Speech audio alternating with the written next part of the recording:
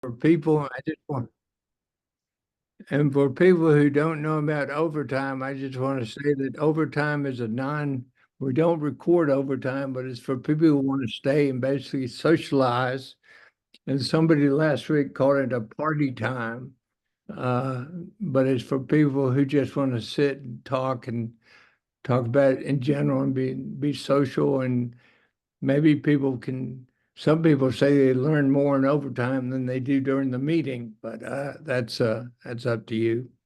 Anyway, what I'd like to also mention is at the end of the session, or if you have to leave early, we have an exit survey, and we really would like your input on things on the survey to give us we do read the surveys for one thing, and so we would like your comments on that. And Pat, of course, will talk about that more later on. Anyway, what I'd like to do is find out any new attendees. And I see one, right, Sharon. And for the new attendees, what I would like you to do is just state your name, where you're located, what type of neuropathy you have, and how'd you hear about us. And also, you'll find us a very caring and supportive group. And during this meeting, I'm sure you'll get some ideas and thoughts about what's going on. And then I'll circle around at the end to make sure most of your questions have been answered. Okay? And Sharon, I see you as one. Would you like to go ahead, just again, name, where you're located, and so on? Yeah, my name is Sharon, and I am in Milwaukee, Oregon. And we also have the daffodils blooming here. Good. I have peripheral neuropathy. It bothers me most in my feet. However, I do get some burning in my legs at times, and so I probably signed up to this group when I had Googled it one day about neuropathy to find out more about it, and saw this group. I just never had gone out. One thing is because the time is different here in Oregon than when it's listed, so I get confused sometimes. But anyway, I'm just needing a support group with this, because sometimes I get really depressed having something that there's really not really a cure for, you might say. And but I have used some techniques that I find helpful, and I'm wanting to learn more techniques that help other people. Okay, Sharon, I appreciate that. And is there any other, we'll get back to you, and I'm sure during the meeting you'll find some good information. So we appreciate you being here. Is there anyone else new to the group? I've got on my list that is there Bill Hitchcock? Is he here? Yes, he is. Bill?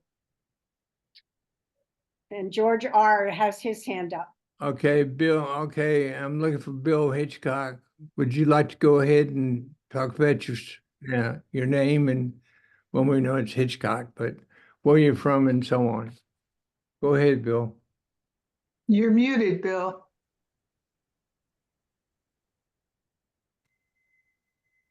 Maybe we'll give Bill a few minutes to get his audio up and go to George. Okay, we can go to, I think, with George.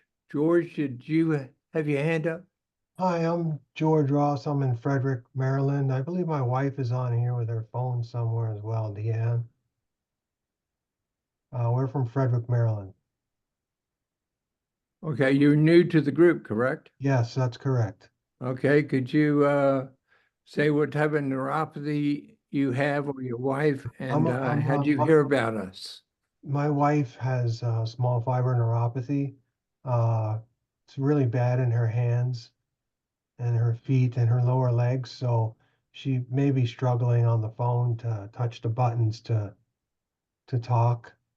So and I'm her caregiver. I retired last January so that I could take care of her. And then I did some searching on the internet. That's how I found your group. And then I sent a request for your information about a week ago. Okay, well, welcome. Thank you. Bill, are you with us? Bill Hitchcock. He was just admitted back to through the waiting room, so he might not be ready yet. George, Okay.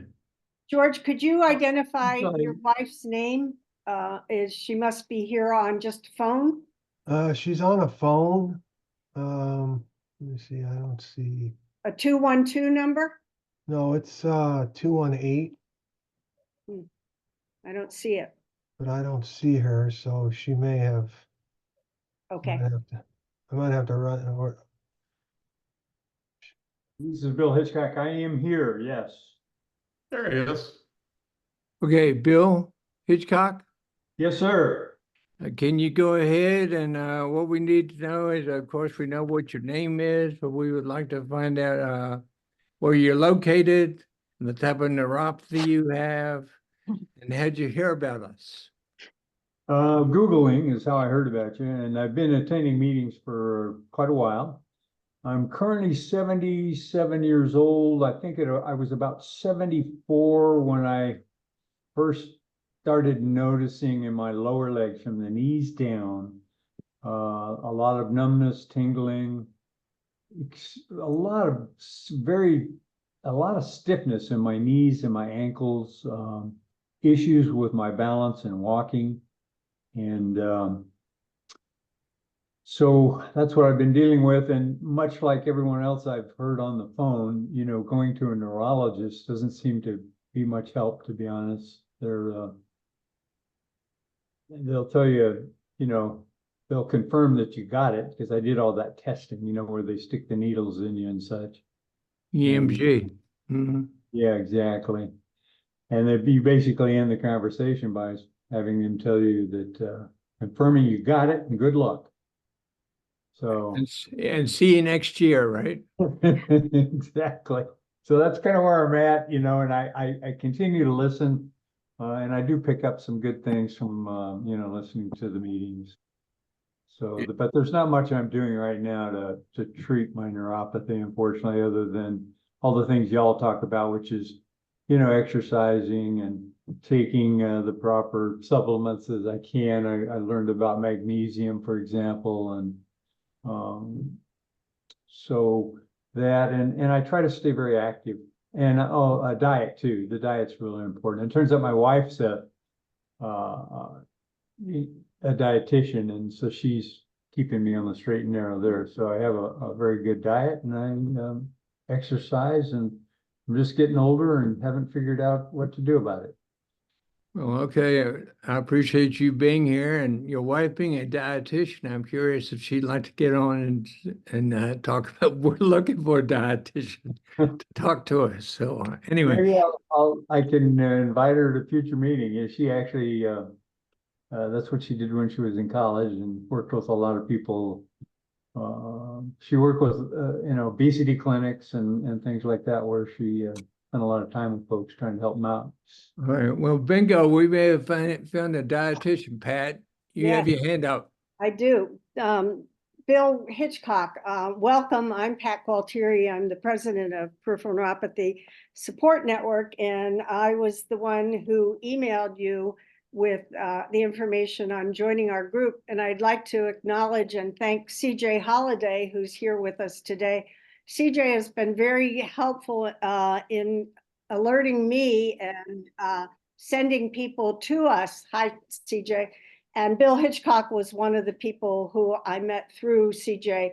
And CJ is at this point, as I understand it, I don't want to speak for you, has closed his monthly meetings and is now referring people to us and to the Western Neuropathy Association. So I thank you for that, because we get new people that way and people get more help. And so it's a win-win for everyone. And so William Hitchcock, welcome. And as Bill alluded to, we've been searching for a dietitian nutritionist to speak to the group. And we would love to hear more from your wife, and maybe we can email about that after this meeting. Thank you. Yeah, Thank let you, me know. I Pat. don't know, you know, like I say, she was a nutritionist for many years and she's, you know, we're both in our 70s, so she hasn't done a lot of stuff here recently. Uh-huh. Now CJ raised his hand, so maybe he Yeah. has a response. Okay, CJ, go ahead, sir. Thanks. No, I still have my monthly meetings. It's the second Monday of every month. And peripheralneuropathyresources.com is my website, and you get details there. And I do pass along a lot of people to Pat because I know they'll be in good hands with this group. So Thank you, CJ. my group had kind of gotten to the point where it was a bit unmanageable. And I wanted to kind of put a cap on the number of people we had showing up. So it was really good to have somebody like Pat, and also Catherine Stenzel. I see we have Glenn Robotsky here, and Glenn is part of the Catherine Stenzel group. And so I send a few over that way too, because I know they'll be in good hands. Anyway, that's it. Thanks. I didn't Thanks, mean to say CJ. that. I didn't mean to say that your group was closed. I meant it was closed to new people because of the numbers and that you were referring them on, and we're grateful to have them. Pretty much. Yeah. All right. Okay, let's circle back on Sharon, who's new, and Sharon was talking about tingling in her feet and a few other situations she had. And Sharon, I'm wondering, are you seeing a neurologist? Oh, yes. The first time I did, it was very depressing because she just said, oh, well, your nerves can't grow back. So, you know, that's it. And so that's why I ended up starting to research. I did get a little booklet on it. And so I've been just, it's kind of like started a lot in my hands, but I'm actually able to keep it pretty much controlled by doing some stretching and exercises that I've done on YouTube. And even riding in the car, I'm doing them. So I kind of try to do them all day long of these different types of hand stretches. And I have to use a stylus when I'm on my phone because this finger gets really sparking on me if I scroll with that finger all the time. So a stylus has helped me with that. My left hand isn't as bad, but every once in a while I'll get those sparks. And it makes me almost want to jump. It's so weird how to even to explain it to people what happens, you know, having a sparking going on in your body. And then for my feet, it's kind of the same. I do a lot of stretches and ankle stretches and stuff. I'm not able, I used to love to go barefoot. I'm not able to do that anymore. I pretty have to much wear like orthopedic type of shoes in order to support my balance. And I don't really need to use a cane except when I go grocery shopping. Because I don't know if it's just, you know, my feet for so long. My husband has to use the cart, so I use a cane and then I get along pretty well with that. Other than that, I don't really need to use the cane. I don't get for much for exercise, but I try to do some what's called senior seated exercises I watch on YouTube. And so a lot of that doesn't require a lot of balance or room to be able to do that. I do that like in my chair in front of the computer. So those are, oh, and then I get some compression gloves with no fingers in them. And I put those on every once in a while. And that helps me. And then I'm diabetic And so I've been trying to lately be more into my foods and what I'm eating and my supplements. Um, I've been going to a diabetic class for that, so I've been researching. So I got quite a bit that I'm working on, but like I said, it just sometimes this whole thing kind of just gets me down and depressed that I can't do the things I used to.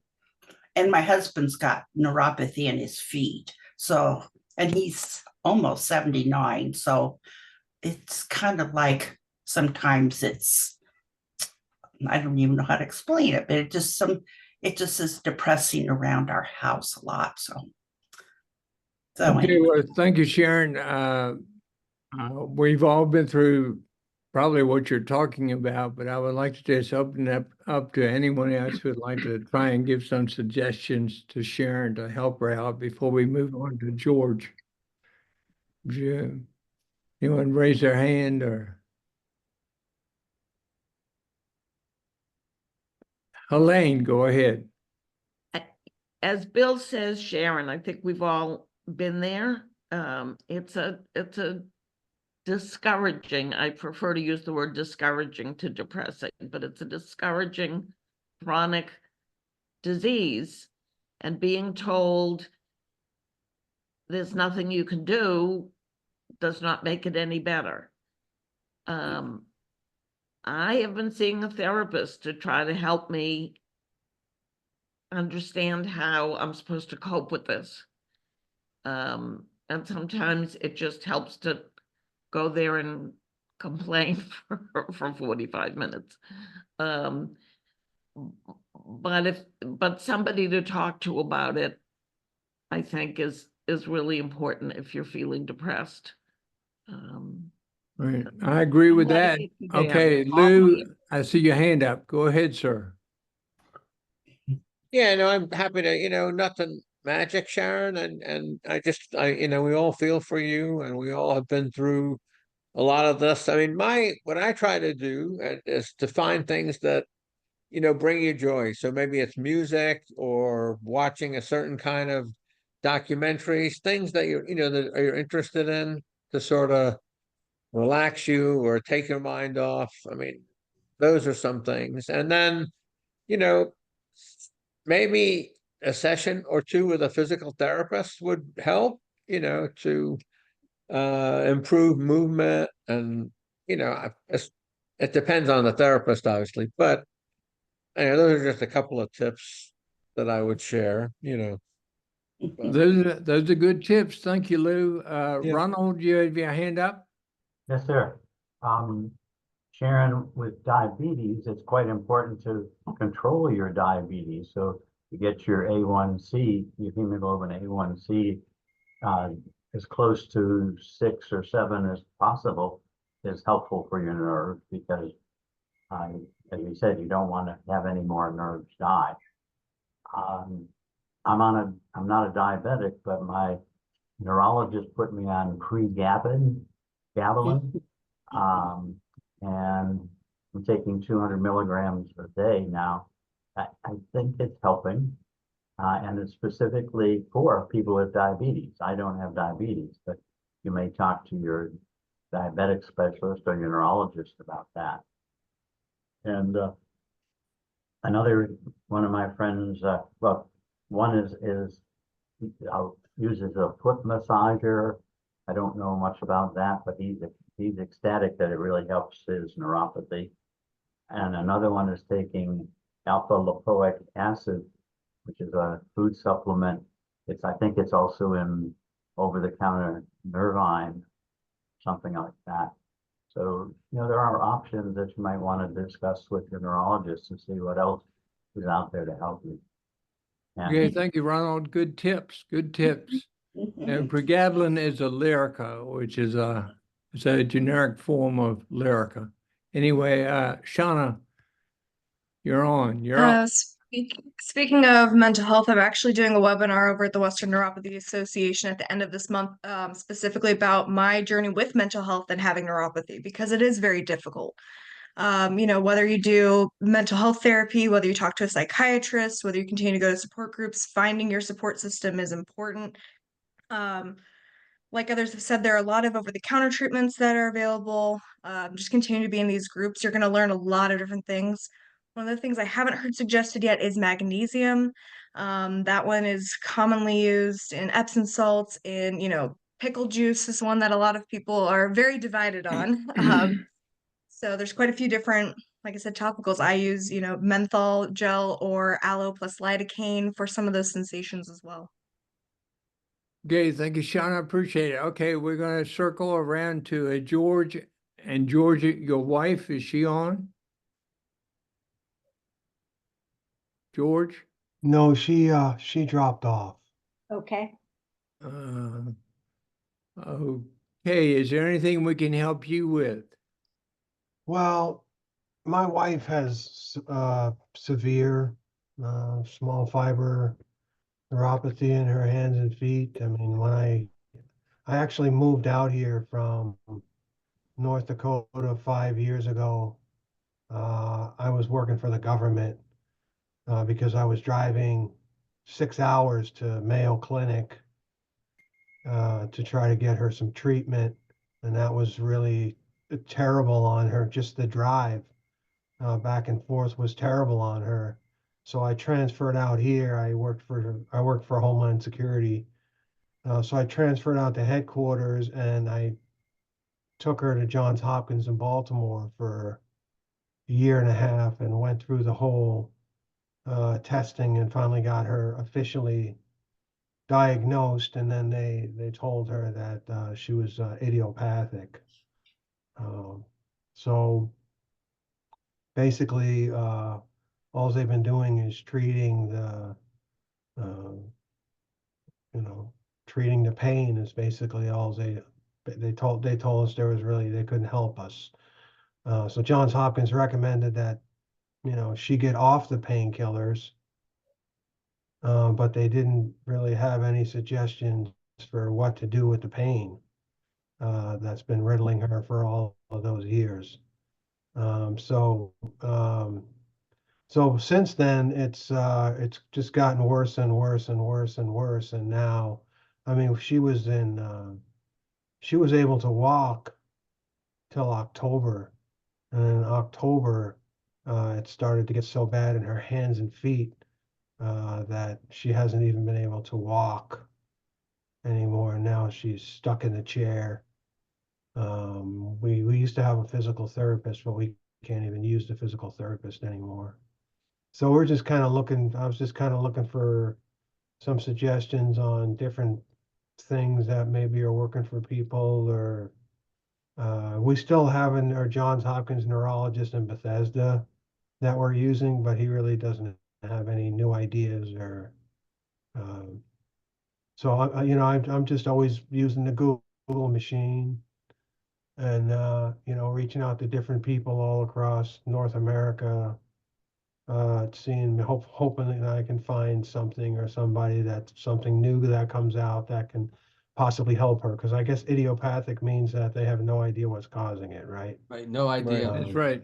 Right. Her mother died of ataxia. Her aunt also died of ataxia. So we really have no idea what's going on. All right, George, you have 3 hands up, so I'm to help you out. I appreciate what you're saying. Brenda, go ahead. I'm in a Zoom meeting, can't talk. Hello, George. One of the things that is, I've been putting up with idiopathic for about 15 years now, and of course it slowly progresses, which is not a cheerful thought, but you just need to keep fighting back. What has helped me the most is being able to get into a swimming pool once a week and do a water aerobics class, because in the water you can't fall and hurt yourself. In the water takes all the pressure off your joints, so you can move your arms and legs more freely than you can on land.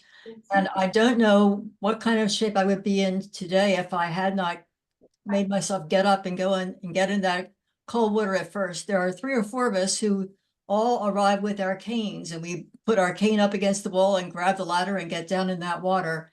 And it has been incredibly helpful. Another thing that I wanted to mention just for everybody really is that I finally got myself a little journal just for these meetings because I've been blessed with being able to go to CJ's meetings and other people's meetings. Yeah. It's keeping little notes here and there, and then my desktop would be cluttered up with these notes, and so I finally realized, I should just take my notes at every meeting in one book, and that way I can turn to the date of what meeting it was and look for the information that I thought might be helpful to pursue. So you may want to get yourself a little journal of some sort just to keep track of the suggestions you hear that you think, well, gee, maybe I should try that one.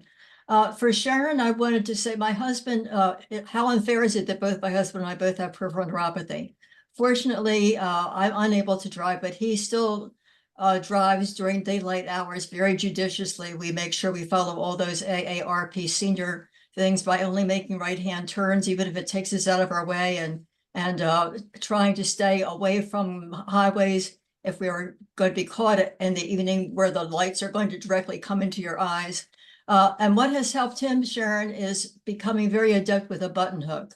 So as the flexibility in his fingers became worse, being able to being able to be self-sustaining and not having to have my help in getting dressed, for example, he has now keeps a button hook upstairs and a button hook downstairs, and is pretty much able to take care of a lot of those things for himself now, which is it always makes us feel good as much as we can be self-sustaining.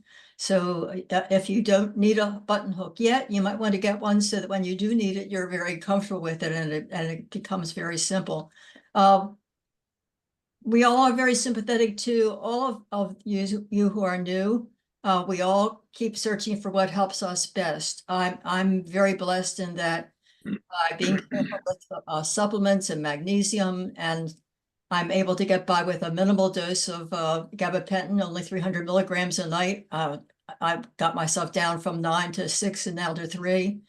Over time, as more and more nerves die, perhaps, that may be why I don't have as much pain as I once did. So one of the good things about progression is that perhaps sometimes as the nerves die off, you have less pain because there are fewer nerves short circuiting your body daily. But I can't tell you how helpful it is to continue to come to these groups. And because you know that everyone out there has a sense of what you're going through. And unfortunately, far too many are having much more suffering than you ever had. And it helps us all have an honest appraisal of what it means to be elderly and yet continue to be as able as possible. I belong to Osher Lifelong Learning Institute at George Mason University, and there are lots of OLLI classes all over the country, and most of our classes now are on Zoom. So I'm able to take part in book talks and actually teach classes also over the computer. So making the computer your friend. I also keep a little list that I mail out periodically to other friends as to what programs I'm finding on TV that make me feel relaxed and happy, like All Creatures Great and Small. I save those programs, and when I need a lift, I just watch them again because I want to be up there in that Yorkshire countryside with all those animals. I have 3 bird feeders, and I can sit and look out and see the birds, and now bluebirds are coming to the feeders, which is pretty exciting to me. And just watching the birds helps calm me down and look at the sky and appreciate that I'm still here because so many of my friends are not. So please continue to come and join us and write down your little hints that you think might be helpful, and know that you have a lot of people out there who are walking this path with you. Well, Brenda, we appreciate you being here, but I'm going to also go to Lou. Lou, Yeah, have I your just hand had up? no, thank you, Bill. I just had a question for George. I felt whenever I hear about folks going to Johns Hopkins, because they do have a pretty good neurology group. So I'm just curious, George, who you or your wife are seeing up there. And they going to Sibley? Is that where you're going now? Bethesda? Yeah. I can't remember. His name was like Ramaswamy was the doctor's name. Oh, yeah. Um, Okay. And no, we went to Johns Hopkins in Baltimore for the initial actually a year and a half. They Yes. did all the testing, but the doctor that we saw in Bethesda was Motivar. That's still our current. He referred us to Baltimore. I see. Well, I'm sorry you couldn't get more help there, but thanks, yeah. How Okay, about Lou, Dr. Hoke? Did anybody, have you seen Dr. Hoke at all? Yeah, Okay. Dr. Hoka's great if you can get the appointment with him, right? Yeah, it's He's, about a year in advance, on maybe 6 months to a year in advance. I know, Chuck, that's tough. He's really an expert, but all right, yeah. thank you. Okay, we're going to circle back to Helene and then to, let me see, Rich. Go ahead, Helene.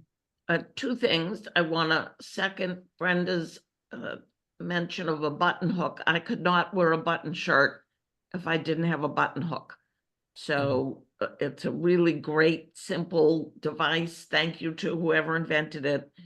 But if you have trouble with your fingers and dexterity, get a button hook. The other thing is I get a prescription for a lidocaine prilocaine cream, which does numb the pain in my feet. I shouldn't use it on my hands because of the risk of getting it in my mouth or my eyes or whatever, but I do use it sometimes. It doesn't last a long time, but it sure does give some relief. So a lidocaine prilocaine cream or ointment, I don't remember what, no, it's a cream, is something to try just for some relief. Okay, Helene, thank you. Rich, go ahead. Yeah, thank you. Question back to Brenda, when you mentioned how you were able or you were reducing your gabapentin. I think you said, I don't remember the numbers, but I remember there was a decrease, and I was curious, is there anything you would attribute being able to do that? Any change, or, I mean, how were you able to do that? What do you think? I would like to say there is some magical formula, but I'm 84 years old and I started this journey when I was around 70.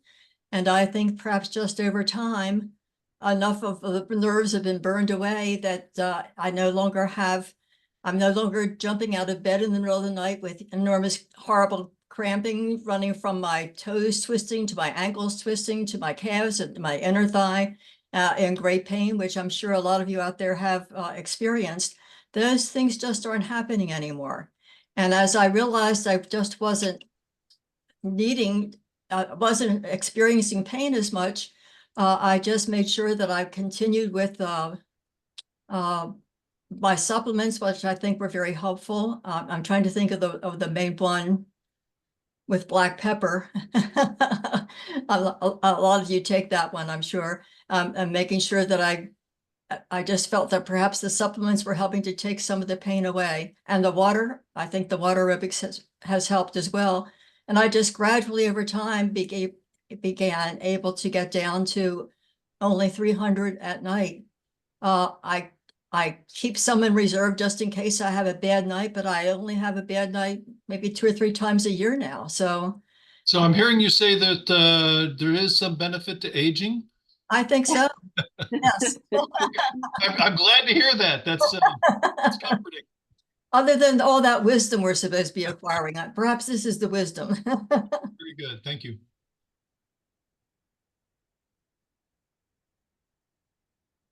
Oop, I was kicked off. I'm sorry, I'm back. We're going to circle back just for time's sake to Bill Hickok. And Bill, are you still with us?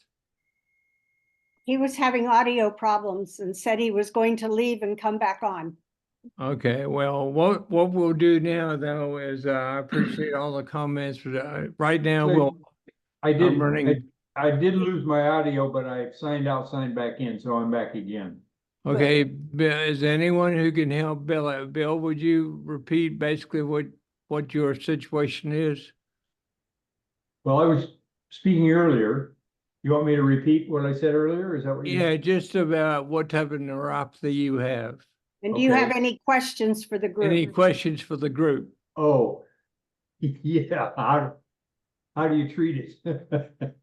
Mine is also, I'm one of the idiopathic guys. So, you know, I, as I mentioned, I try to do learned some things from others that are on the panel here today, actually, that I see their names. But for the most part, I just try to stay healthy and eat right and exercise, and that's, you know, what I'm doing right now. So there's not a lot of, you know, at this point, I notice a lot of people do take the gabapentin, which I think is done mostly for pain. Other than the fact that I get the tingly thingies, you know, I'm fortunate so far, even though I am 77 now, as I mentioned earlier. I guess maybe things will change as we have more, as time goes by, but right now I don't have to take anything for pain for my neuropathy. It's just my biggest issue, I think, is I have to watch my feet all the time because sometimes I'm not sure what they're doing when I'm walking.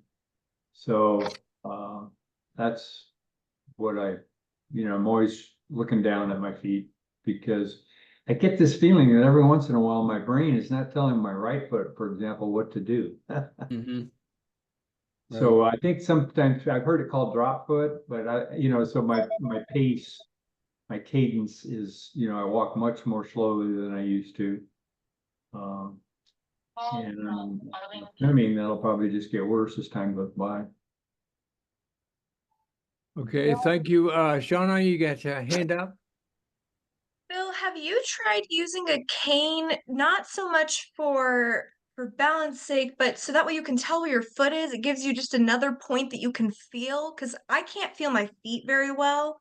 But even on days that I'm doing okay walking around and my drop foot's not too bad on my left side for me, I still use a cane to just get that extra contact point, that extra reference point for my brain. Have you tried anything like that? I haven't tried a cane. I used to do a lot of hiking, and I don't hike so much anymore because of that issue. But when I did that, I would use hiking sticks. So I know what you're talking about.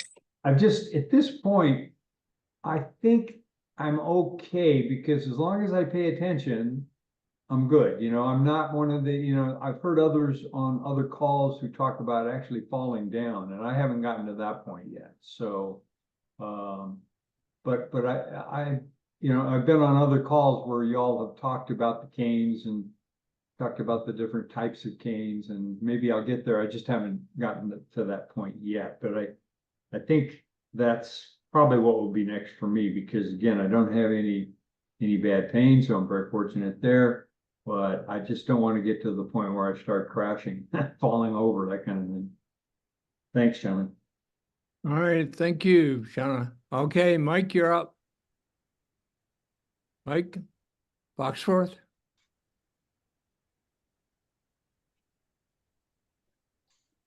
Give me a bigger yell. He I'm needs- sorry. I'm doing several things at once here. I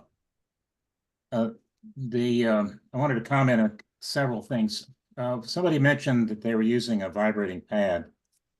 There's been some research on those. I haven't seen the research, but I heard about it. The suggestion is that there is a frequency involved in signals from nerves, and Glenn may be able to comment more about that. In other words, the nerves send signals to your brain at a certain frequency. And at least that's the argument. And that the pads, if the pads are at the right vibration, that they will have the effect of interfering with these signals that are coming from your nerves, and that maybe that's why that may be a mechanism why they can help. I just throw that out there. I don't know whether it's true or not, but I just heard it. Something else is Brenda's talking about how it seems like with age she feels like the pain has become less important. I think that's a general principle, which is that because these signals from your body are being interpreted by your brain, as you go on, you can get kind of used to it because anytime there is a strange signal, strange sensation, it can be frightening and it can be alarming. And your brain reacts to that by saying, oh, well, there's something you got to do about this. It's really important. And the way it does that is it creates pain. So it's entirely possible that you could get used to those signals and your brain kind of says, well, there's no point in creating pain because there's nothing I can really do about it. It's not helpful to create pain. Somebody mentioned about, we were just talking about, Shauna was talking about using a cane. Also, I think it's important to remember you need to make sure you have plenty of lighting. Lighting in your house. You have, I don't know, night lights or something so that you're not walking in the dark. I think that's kind of important. And also, as I've mentioned before and talked in these meetings, I've got interlocking pads. So if I do fall, I'm less likely to break a hip or something. And finally, a couple of people mentioned drop foot. I have drop foot, and I wear OSUR, OSSUR foot ups, which are this thing that goes around my ankle, and there's a little piece that sticks in your shoe, and the thing locked together and holds your toe up, so you're less likely to trip. And they don't cost very much. They're about, I don't know, I spent about $100 to get a set, several sets that I use in my different shoes. That's just a whole collection of comments and things. Okay, thank you, Mike. I appreciate that. I see up here one hand, and then we're going to move on, but 18152. So Miss 18, would you go ahead? And what is your name, please? Need to unmute. Unmute. Just doing. My name is Carol, and I'm Carol. from. What's your last name, please? Melhausen, Mehlhausen. All right. I'm from Carol, go ahead. I'm from rural northern Illinois, and I really have no support at all. So I'm grateful to have found this group because you're going to be my source of comfort and help. I am working with a pain management specialist. Primarily started because I had major neck surgery, and then I also have some back issues, which may or may not be the cause of my peripheral neuropathy. I am more suspicious that it was a severed vagus nerve during a surgery because I have some other issues that are nerve issues, but undiagnosed. So I'm happy to say I'm idiopathic. My question is, my pain management doctor would like to do a spinal stimulator, and that usually is for pain. I would like someone to just tell me something that would help me to know where to go with that information. I know I see all your reactions, so No, the reason I react that way is because I'll give you a real quick thing because of just time, and then I see some hands up, but people have used them. There are 4 companies I think that are FDA approved, and some you can get a temporary one, which is good. And if it works, they put it in, and then after a while they take it out. But we have not yet found somebody yet in this group that has had a spinal stimulator stay in their back. They end up taking them out. Okay. Now, if I see Elaine, you have your hand up. Do you have a different opinion? Pretty much what you just said. I've had the trial, and then when they put the permanent one in, the trial worked great. I had it done at Hopkins. They put the permanent one in. It didn't work. My pain management doctor here wanted to try it, and we started to try it, and it didn't work, the trial. And I said, that's it, I'm done. So if it works, people say it works great, but I haven't heard many people say that it actually does the trick. That's why I'm asking you the question of all of you. That may have give me some advice. Shauna, have you got some good advice for Carol? I have a question first, which is, Carol, what part of Northern Illinois, if you don't mind me asking, because I'm in the Chicago suburbs, the northwest suburbs. Okay, I'm on the far west side, northwest side. Okay, because there are some good specialists over here if you can get into them, and transportation and those kinds of things. In terms of spinal cord stimulators, I believe, and Glenn, please nod yes if this is what I'm correctly calling, that Marty Price has a spinal cord stimulator. Yes. Okay, so we have someone in our Western Neuropathy Association who has a spinal cord stimulator. He did have success from it. He did the trial, found that helped. He ended up getting the actual spinal cord stimulator. As far as I know, he still has it. Like others have said, it's going to be you're going to go through a trial period to see if it's even effective. If it's not, then they're going to remove it. If it is effective, then they might give you the actual thing. All you have to do is sit back against the charger in some of these, or you can take the charger with you, depending on how it works. There's a couple different designs. The other thing, though, is with the vagus nerve, that makes things a little bit funky. So, because I've got a lot of issues with my vagus nerve from autonomic neuropathy, so just be ready that could cause all sorts of differences in how it reacts. And that's not a diagnosis. That's my own diagnosis because of the other things that are happening. And I haven't, none of the doctors are working together because we're not even the same systems. And as I said, I'm in rural Illinois, so I'm dealing with doctors in several cities. Shauna, would you tell us a little bit, or Glenn, about the Nevro HFX presentation that was made and is now recorded? Others might need, I'm going to mention it at the end, but you might mention it now, the webinar. Glenn, while you talk about it, I'll find the link. Okay. Yes, we actually had somebody in from Nevro a little while ago. You can actually see this now on our website, or you can actually see it through our YouTube channel. I imagine Shauna, much faster typist than I am, is going to get both of them into the chat, so you'll have that. And basically, what it comes down to is it's very much a your mileage may vary situation. The people from Nevro seem to have had somewhat more success using newer technology, and the technology on these has improved over the last decade. There's no question about that.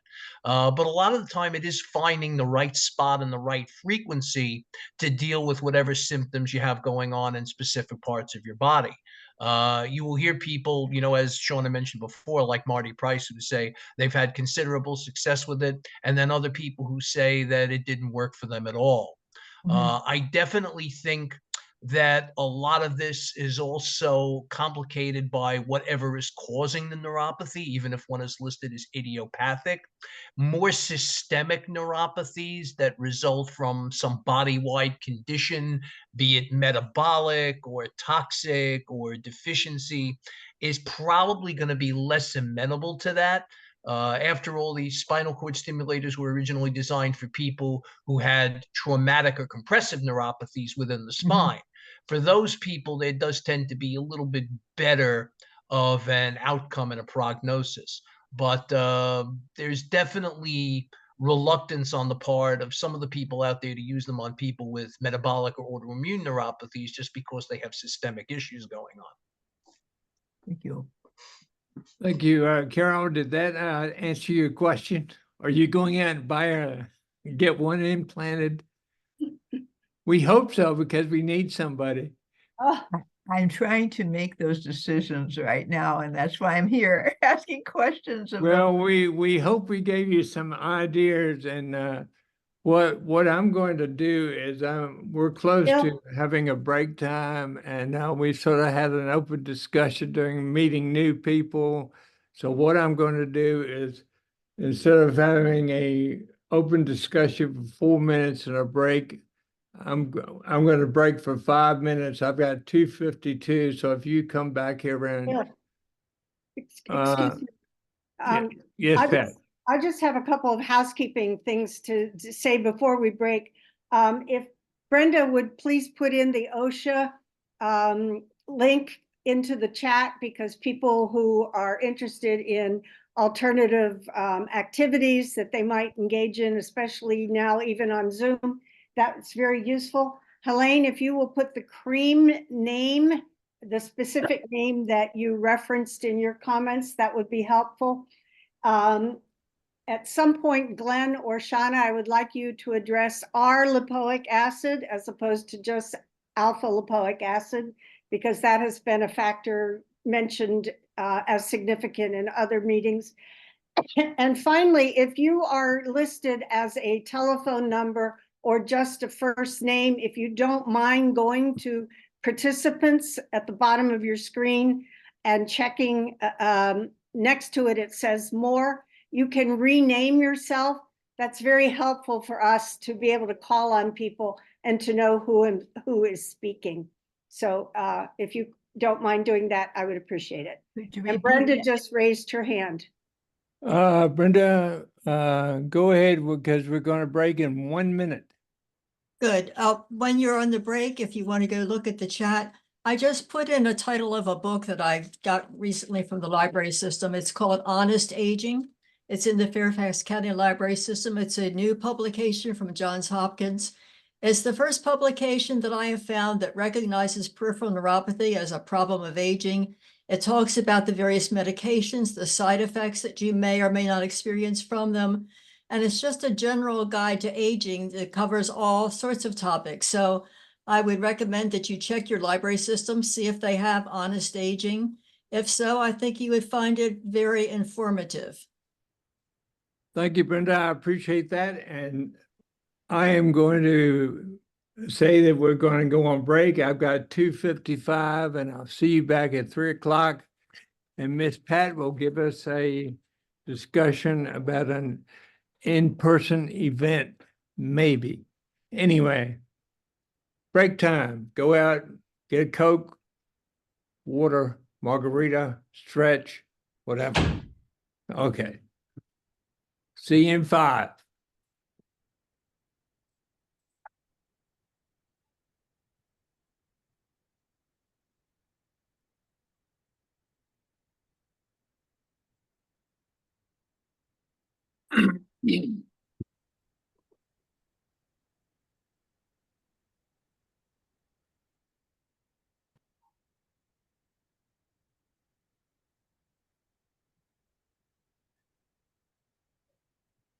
Hey, is that good? Is that go outside? Outside?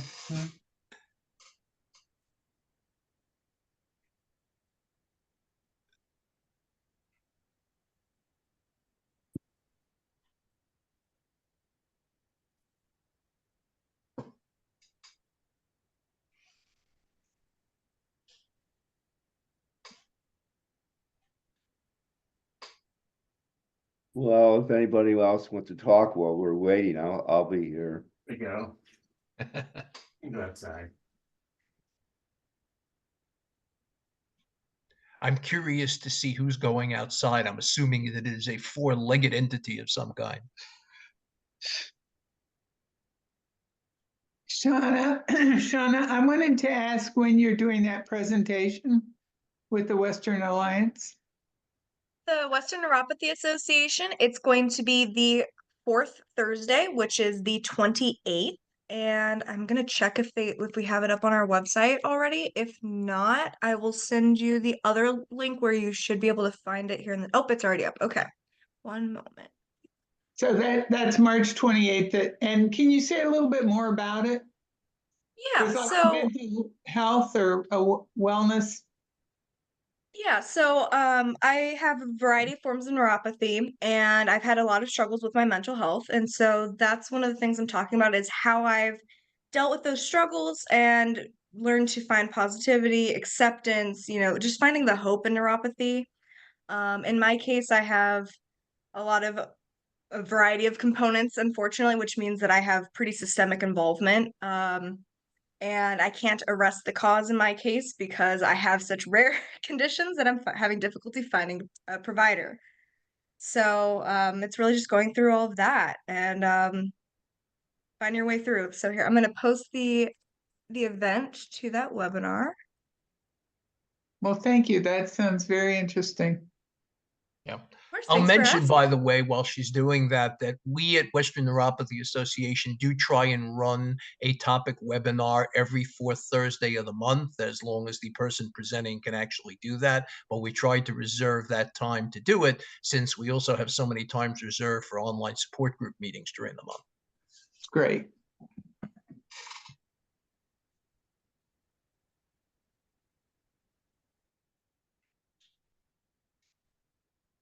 We can post it on our website as well. I wanted to say to everyone that we're making notes in the chat stream that's going by.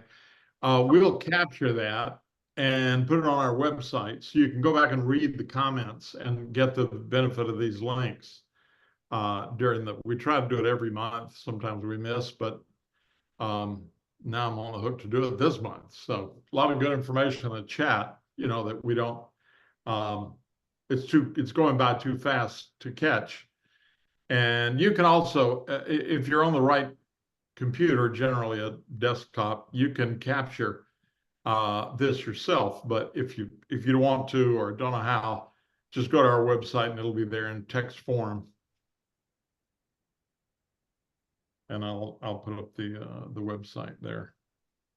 That's really helpful. Good.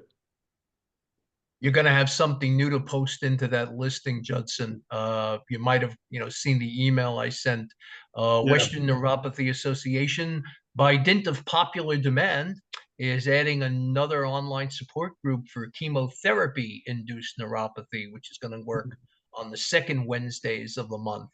Although I have a feeling that it's not only going to be about chemotherapy-induced neuropathies, but about cancer-induced neuropathies, of which there's quite a variety as well. And sometimes for people who are cancer patients, it's hard to pull apart the neuropathy caused by the condition itself versus that which is caused by the treatment. So we'll probably wind up discussing both. Hey, Glenn, who's gonna head that up? That's me. That's going to be mine. Although, obviously, I imagine, Sean is going to come in, Catherine may come in, John Phillips may come in. We have our names on these individual groups, but we all sort of do it together at this point. Mm-hmm.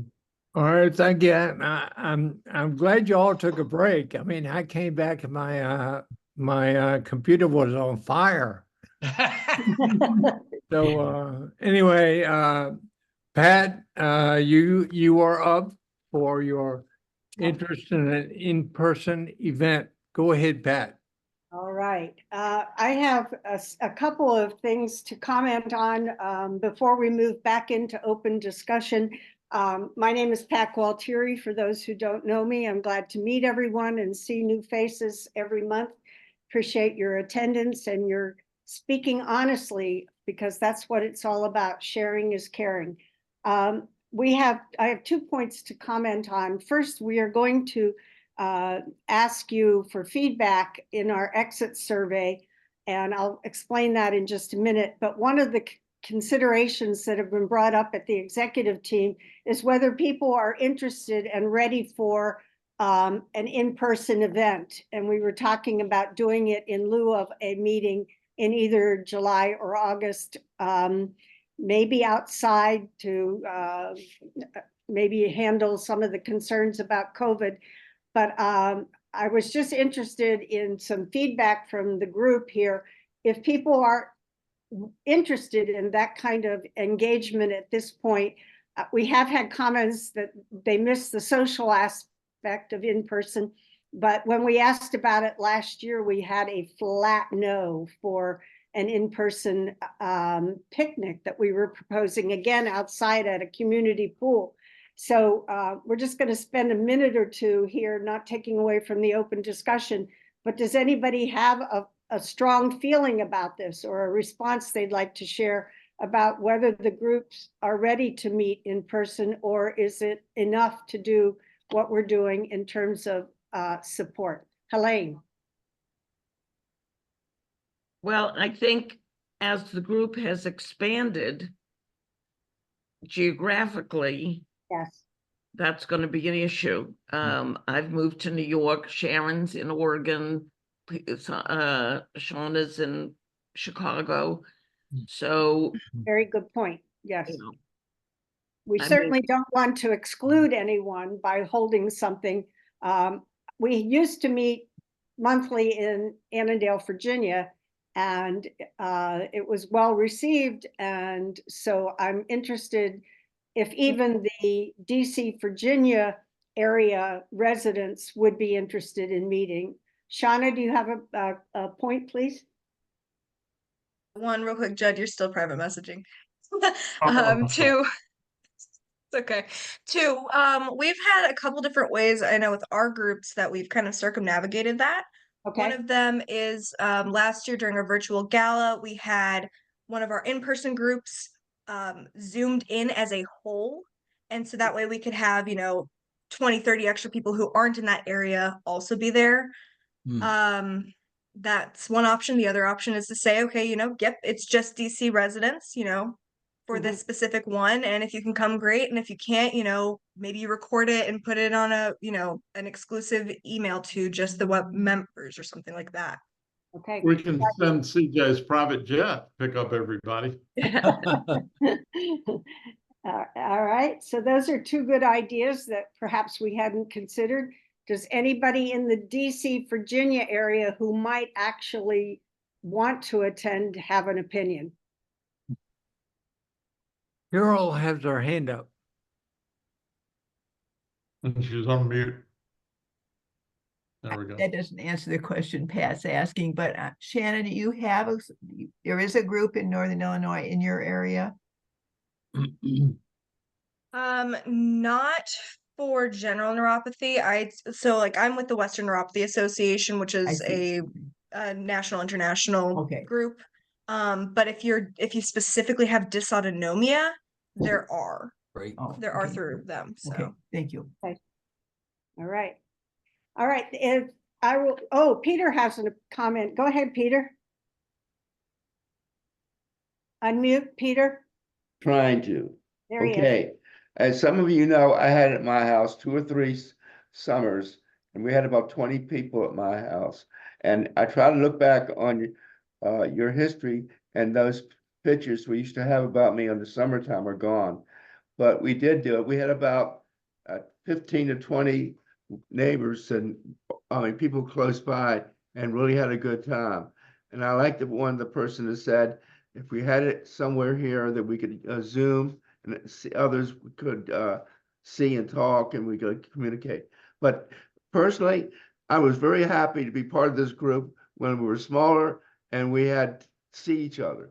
Personally, to me, to see each other and talk is the best part of this program. And I know you're spread out all over the United States, and it's nice, but I've lost that connection, and I would like to have it back.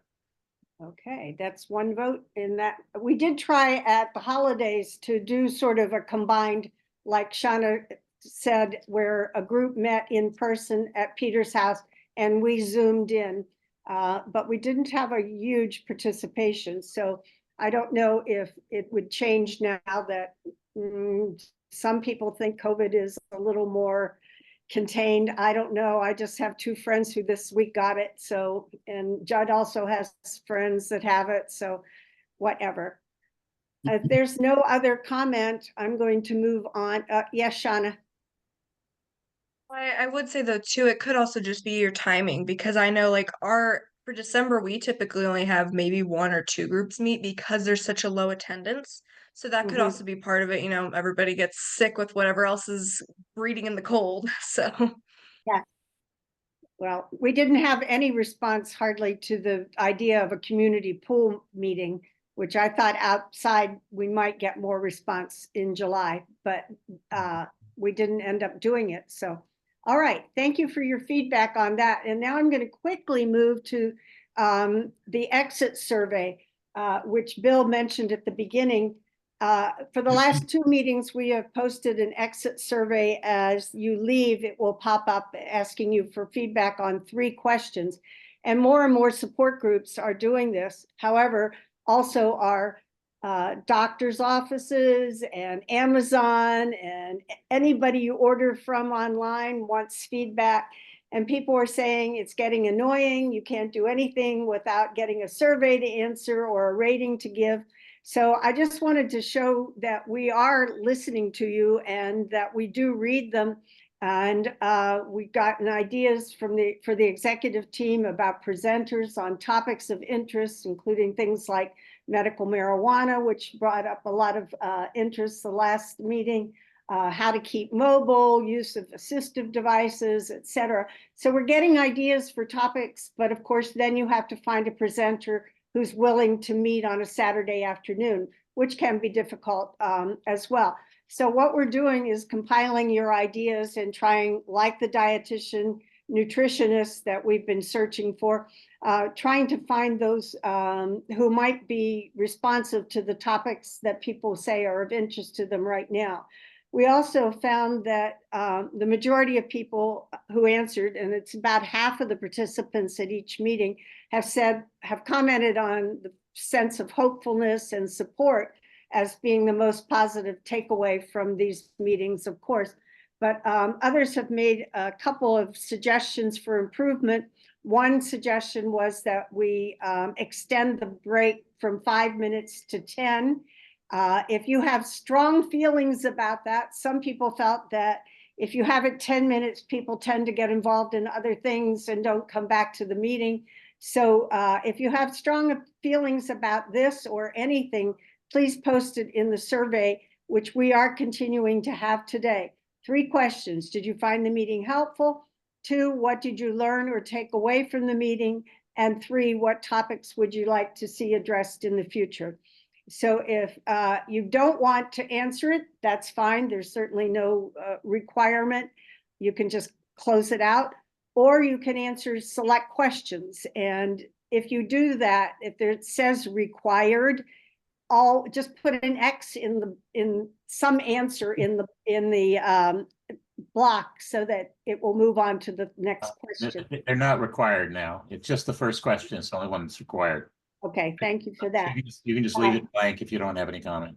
So you can just leave it blank. That's even better. So you have a choice. We appreciate your taking that extra minute or 2. It will be after you leave the meeting, whether you end it at 4, if you leave at 4 o'clock when we end the official meeting, or it will pop up after overtime if you stay that extra few minutes. So we appreciate your comments and thank you for that. And we can go back to the agenda, Bill. All right, thank you, Pat. I appreciate that. My keyboard is still on fire from coming back from the break. I'm kind of afraid to say this, but I'm gonna open this to open discussion. And I'm gonna, anyway, so any topics on the table? So is there anybody who would like to, oh, Lord, the hands are going up. Helene, go ahead, ma'am. Unmute. She is. Yeah, okay. I just, during the break, remembered Sharon was talking about sparking. And it's been a long time since that was my first symptom, was that my feet, especially at night, I would feel like little lightning strikes in my feet. And my doctor put me on duloxetine and they stopped. That doesn't mean it would work for you. But it stopped those, what I used to call lightning strikes. So I just wanted to mention that. I too take duloxetine and feel it helps.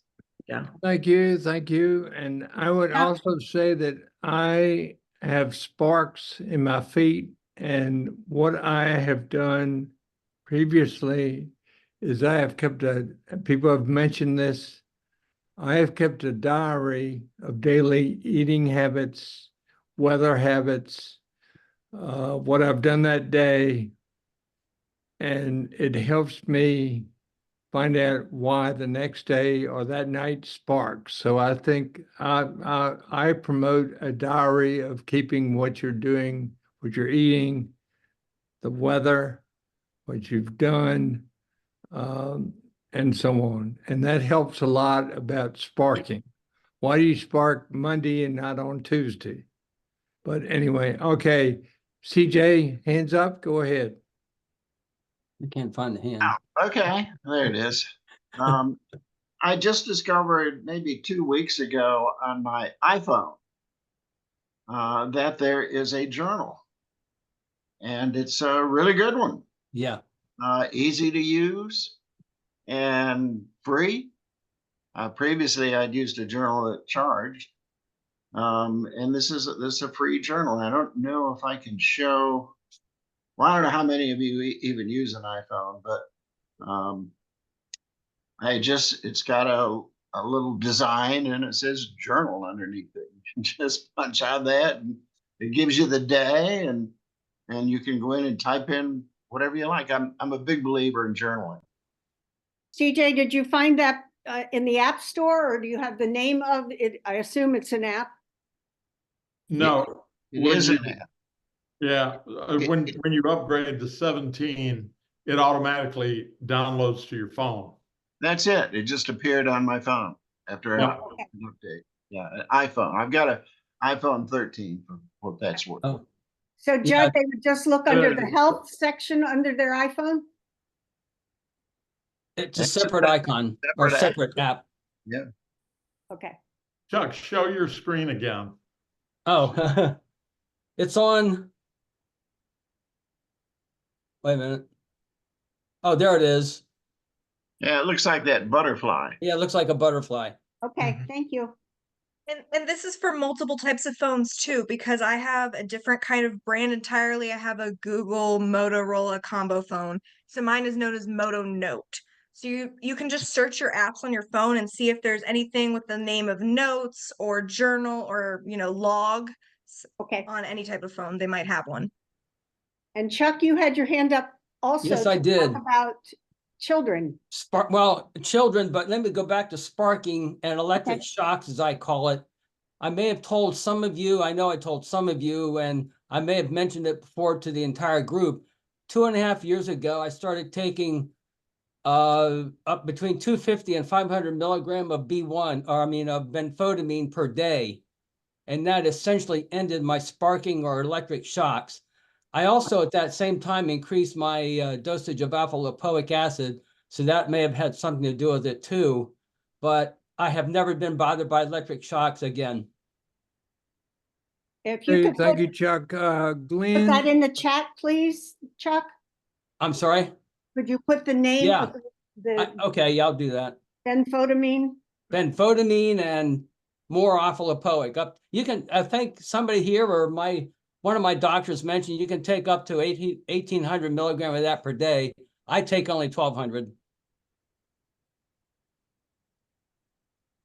1,200 of which one? The regular alpha lipoic, and I have some more alpha lipoic that I take sometimes, but I mostly take the regular S alpha lipoic. okay, thank you, Chuck. I'll do that also. Pat, you had mentioned that something about the difference in alpha lipoic acid and R lipoic acid. Right. I've been told at numerous groups that you need to go ahead and pay more and get the R. And I've never really understood why or what the difference was. If Glenn or Shauna could address that, that would be helpful, I think, because people are a little confused. Yeah, I'll talk a little bit Right. about this, and I'll try and keep it from being too much of a chemistry lesson. Oh, now by the come way- on. We know you better than that. I'll try and keep it short. I will mention, I threw it into the chat, that benfotiamine is the non-flushing version of B1, and the reason it was actually created is so that people could take large amounts of it for neuropathy and other neurological conditions without experiencing what is sometimes known as a niacin flush. There are people who are sensitive to it. My wife is one of them, and they turn beet red. It's not otherwise harmful, but it really looks terrible, and it makes people think you got something really horrible going on. It feels while it's going on like a sunburn. But as far as the lipoic acid goes, many things that are biologically active in our bodies come in what are known as left and right-sided isomers. These are basically mirror images of the molecule, because a lot of what determines how a molecule works in the body is shape. Antibodies work this way too. So what happens actually with lipoic acid is that it comes in both left and right-handed forms, but apparently only the right-handed form is actually metabolically active on the sites that it adheres to. So our lipoic acid, or right lipoic acid, was actually created to be much greater percentage of this right-sided isomer that's biochemically active. And part of the reason, again, people wanted this developed is that for the people who are taking alpha lipoic, you will get a decent amount of right-sided isomer, but it is an acid. Some people in the dosages they're taking have trouble with reflux and other acid stomach problems in taking large dosages. With our lipoic acid, you can normally take a considerably smaller dose for a given sort of equivalent effect. I've seen in the literature ratios are from 6-to-1 to 10-to-1 actually given. So for instance, I used to take 600 milligrams of alpha lipoic. I don't have much of a problem with reflux, but to try and preclude that as I got older, I wound up going down to 100 milligrams of our lipoic with seemingly no real difference in the effect.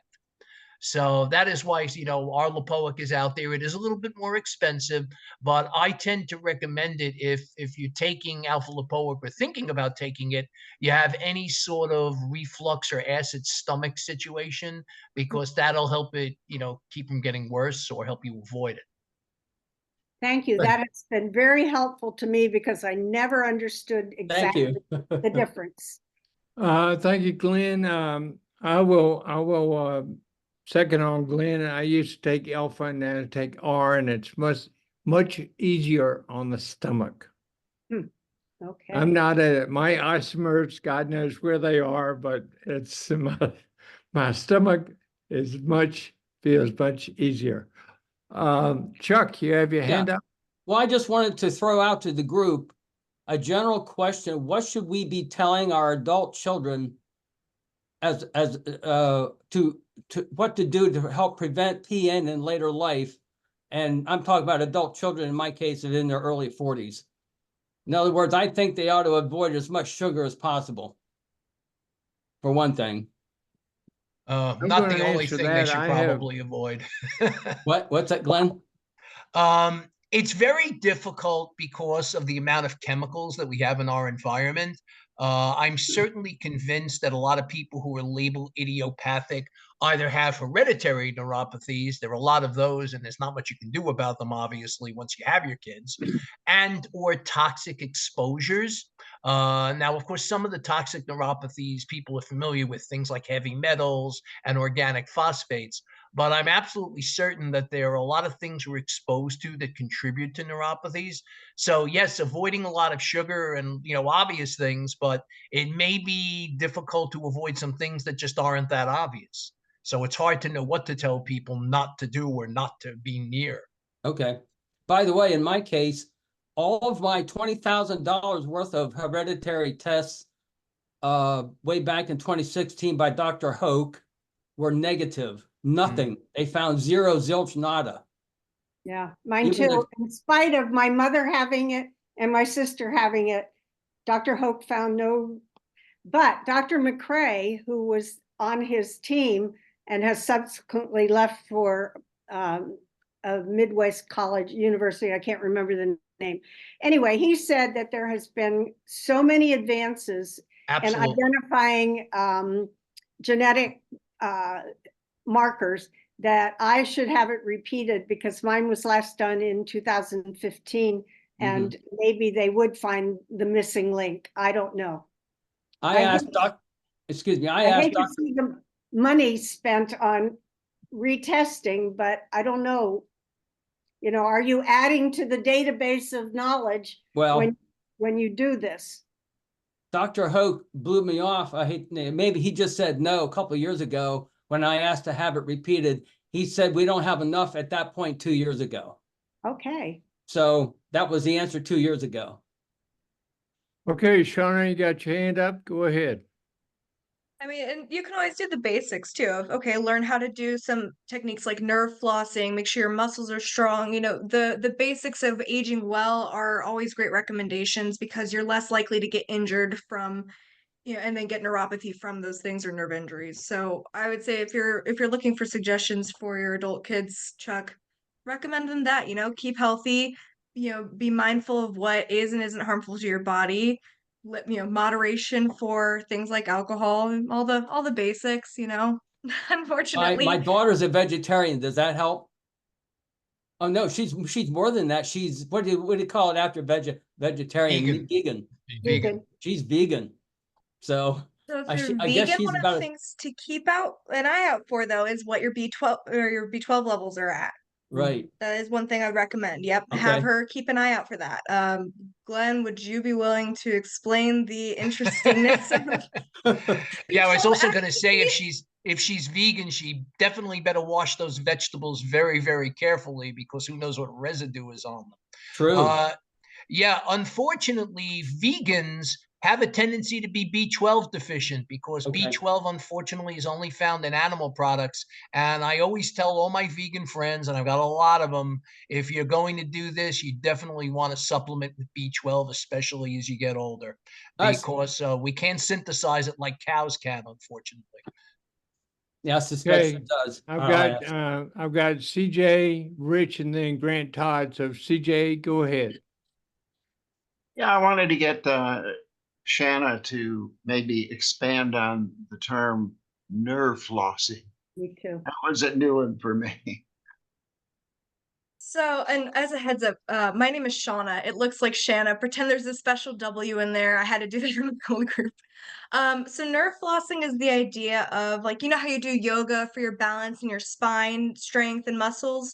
It's the same idea. So it's there's specific techniques, and unfortunately, there's not a lot that I can do because I also have some genetic form of Ehlers-Danlos syndrome, so I'm prone to hypermobile issues.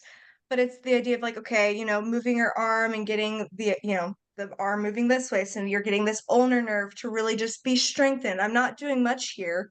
You know, I can add a weight here and just strengthen that nerve. It's stretching it, it's strengthening it, but you're not focused on the muscles, you're focused on that nerve, that control, that real slow, you know, you're up and down. If you have foot drop, that's why you do like the toe raises and heel dips. It's that same idea of strengthening around those nerves and that nerve and practicing with it. Most of the time I hear about it in physical and occupational therapy, especially for people with like stroke rehab or wheelchairs, things of that nature. Do you know of a website, Shauna, that you could send us to learn more? Unfortunately, I do not. Otherwise, I would be putting it in the chat right this second. But if I come across one, I'll be sure to pass it along. All right, thank you, Shauna. I appreciate that. I think if you go on YouTube and just Google nerve flossing, there will be exercises that will show you how to do this because this is pretty commonly used now. So just go to put in nerve flossing. Make sure you put the nerve flossing in quotation marks. Right. Okay. Rich Davis, go ahead, sir. Sure. Yeah. I'll pick up on the nerve flossing. I did have physical therapy from someone who was really quite knowledgeable on that topic, and everything said, you know, fully support, and you know, Google, YouTube it. It was described to me as a way of like scraping the barnacles off of your nerves by doing these exercises. It was kind of releasing and invigorating them. I didn't fully understand the analogy. I sort of understood, I guess. But, I can tell you, and I need to get back to that, and I do that not on as regular basis as I should, but I always felt better after doing those exercises. So I would recommend that's another form of treatment. And also it may, I don't know, I mean, it may improve the health of the nerve as well. I think it might, because if you're doing something like that versus taking some type of a medication, whatever, doing something that's not medication that makes you feel better, hopefully that's doing more to improve the nerve health than otherwise. So But anyway, I just thought I'd add my 2 cents on that. I want to go back to the discussion on the DNA and the genetic testing. I had that done also. It was about 2 or 3 years ago at Johns Hopkins. Fortunately, my doctor found a way that I didn't have to pay for that. He had exhausted everything else. I'd gone through all the other studies. They did that, and unfortunately, it came up blank. So here's my question. Does anyone know of a case where they had that done and it's like, oh, they had a hit or something, and they found something, and then based on that, there was some type of course of action taken that improved their situation? Just curious to know, we hold out hope that maybe that could be, uh, uh, you know, we could be optimistic about that. There could be some positive result from that. Just wondering, does anyone know of a case where that has actually happened? The problem, I guess, is that you have to separate that into two questions. We've had several people over at WNA who have gotten hits from this. And I did mention in the chat that the database of hereditary neuropathies is growing so fast that sometimes the testing hasn't even caught back up yet. Right. There seem to, there's a wonderful database of this at the Washington University Neuromuscular website. It's WSU in St. Louis. And I can tell you that in the 20 years I've been using that database, the hereditary neuropathy section has at least quintupled. It's one of the great successes of the Human Genome Project. The problem is for these individual genetic situations that cause deterioration in nerve, almost all of them tend to be slowly progressive, and they have not really yet found anything that seems to arrest that other than the stuff that we normally talk about to try and minimize symptoms. There is some hope with nerve regeneration research that's going on now, which would benefit all these causes, probably not just hereditary ones. But I guess the reason for getting testing is that you are adding to the knowledge database. It's probably not going to make any difference in terms of how your treatment goes now, but who knows when something that might be discovered will lead to that. So, Thanks. All right, Grant, you have your hand up. Go ahead, please. Yes, can you hear me? Yes, sir. Okay, very good. This is actually a question for Glenn, but maybe it'll be edifying for others. There are several types of magnesium. And specifically, I have been given and prescribed threonate, magnesium threonate, which is not readily available basically off the shelf. Now, that may be changing. It has to be ordered in, but I was interested in what Glenn may know about that, the existence of threonate, and any, frank connection to any of the things we're talking about. well, the use of magnesium is basically for nerve membrane stabilization.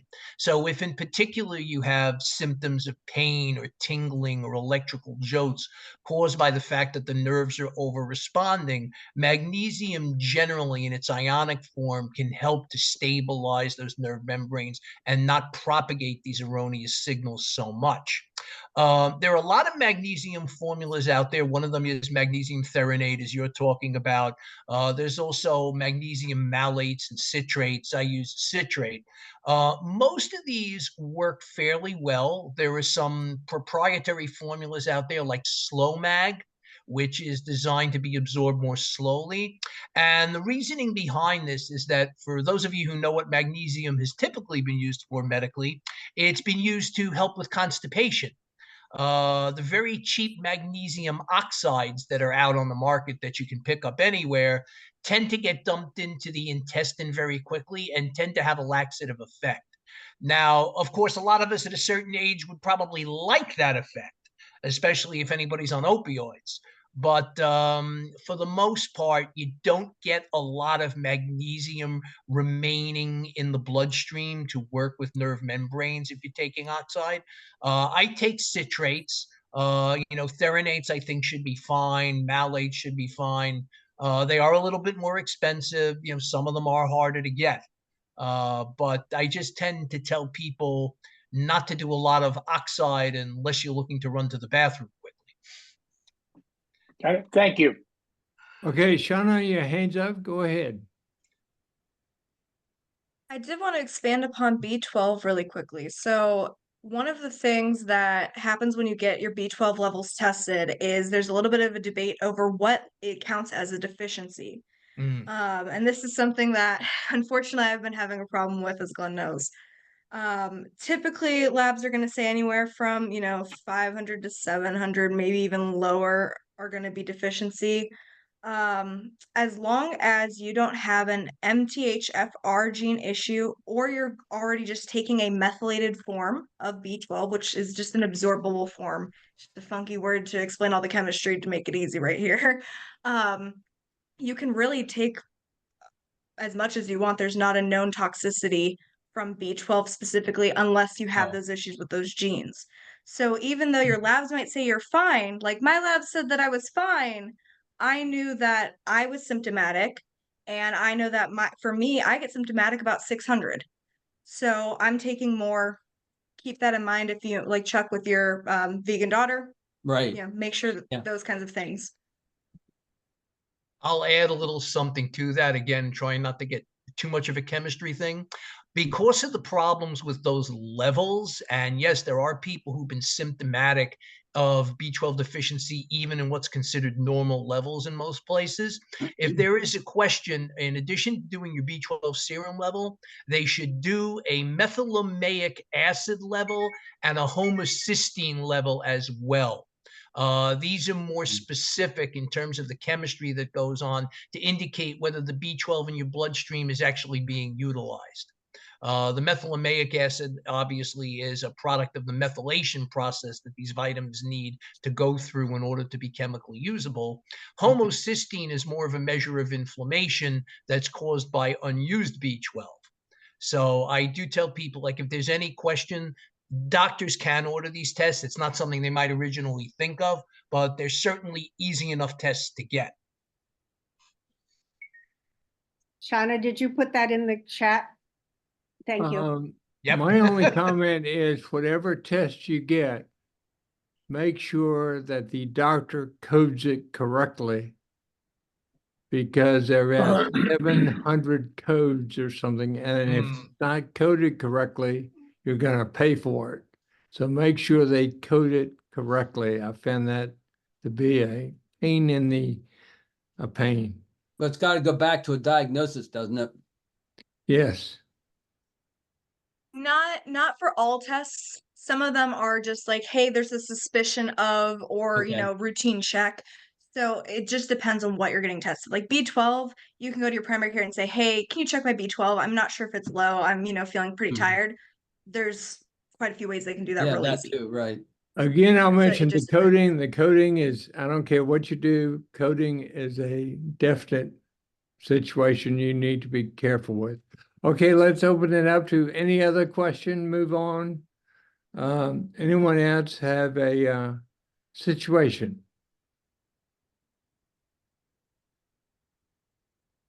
Oh my Lord. My computer is cooling off. I'll come back to muscle cramps if you want. Chuck, go ahead, sir. Chuck. Muscle cramps used to be a major problem. Now it's a little bit of a problem. Through one of the YouTube doctors who's an ex-practicing chiropractor, but now he's a, what do you call it, a nutritionist. He got us all turned on to lemon peel now. And so I'm popping lemon peels, and it's all but eliminated my muscle cramping. And I take a little capsule for him. You can grind it up if you want to, but I take these little lemon peel capsules daily, and it's pretty much my cramping is all but gone. Now that'll last for 2 more months, and I have to go back to something else. Right. Okay, did Glenn, do you have your hand up or? No, I was going to make a joke about when you say the situation, it's hard for me not to think of Jersey Shore. So. Oh no, no. Okay, Sharon, you got your hand up. Yes, I first came down with, you might say, fibromyalgia, And I was wondering if anybody else had fibromyalgia before they got neuropathy. Because when you were talking about magnesium, I've taken magnesium ever since I was diagnosed with this. And this was fibromyalgia. This is back in, I think 98 that I was with that.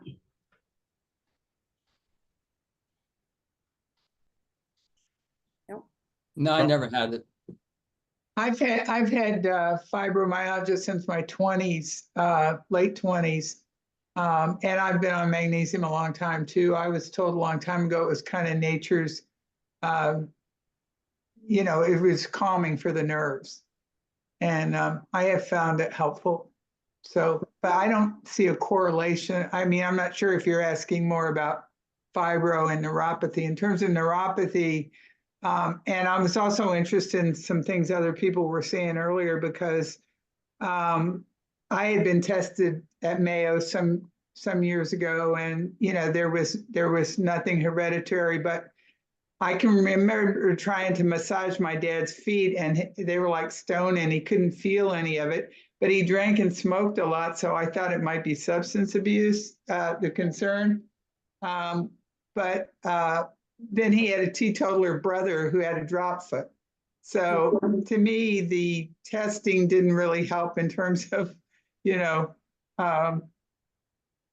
although I think Glenn's point is valid about maybe contributing to a larger, and I certainly agree that there must be a lot more people showing up now with hereditary. I'm still not sure what that buys me, even if somebody, as Pat was saying, she has relatives too, right? So it's like, what does that give me to then get that label? I'm not sure. So anyway. Sorry, Rebecca here. Can somebody please define what is fibromyalgia? I've heard the name, but I don't really know what it is. Right. Please, thank you. Shona, your hands fibro- up, so you're in the hot seat. So fibromyalgia is the name of a condition that has a little bit of controversy, and there's a couple of reasons why Glenn put out there in the chat even as one of the reasons. It's considered a condition where you're not receiving the pain signals correctly and you're amplifying them. So the way they test for fibromyalgia is there are 18 points on your body that supposedly if you have, and I can't recall the exact number right now, so I'm not going to put a number, but if you have X amount of those points that hurt when they press on them in a way that they seem, that they deem is too reactive, then they label you as fibromyalgia. Now, where this gets tricky is a lot of autoimmune conditions that aren't showing up yet. People like Glenn said who have small fiber or other forms of neuropathy, and especially females, get the diagnosis of fibromyalgia much like we get the diagnosis of idiopathic neuropathy. Instead of looking into things, they sometimes pass it off as just well, we don't know, here you go. So like in my case, I have a bunch of rare conditions. I have a inaccurate diagnosis of fibromyalgia. And the reason for that is the first time that I got pressure pointed, yeah, all 18 of mine lit up. But that's also because I have autoimmune conditions that were not quite at that level yet, and I was in a flare. The next time that I got tested by somebody else, they said, no, you don't have fibromyalgia, you don't meet all the pressure points, which is exactly what I told them. So it's unfortunately very difficult. In terms of how it affects pain and things like that, I'm one who has a lot of genetic reasons that pain meds don't typically work on me. And a lot of the other over-the-counter meds, prescription meds, your psychiatric meds, etc. So for me, it's a lot of the therapy, the cognitive behavioral therapy, the dialectic behavioral therapy, the, really focusing on the mind aspect.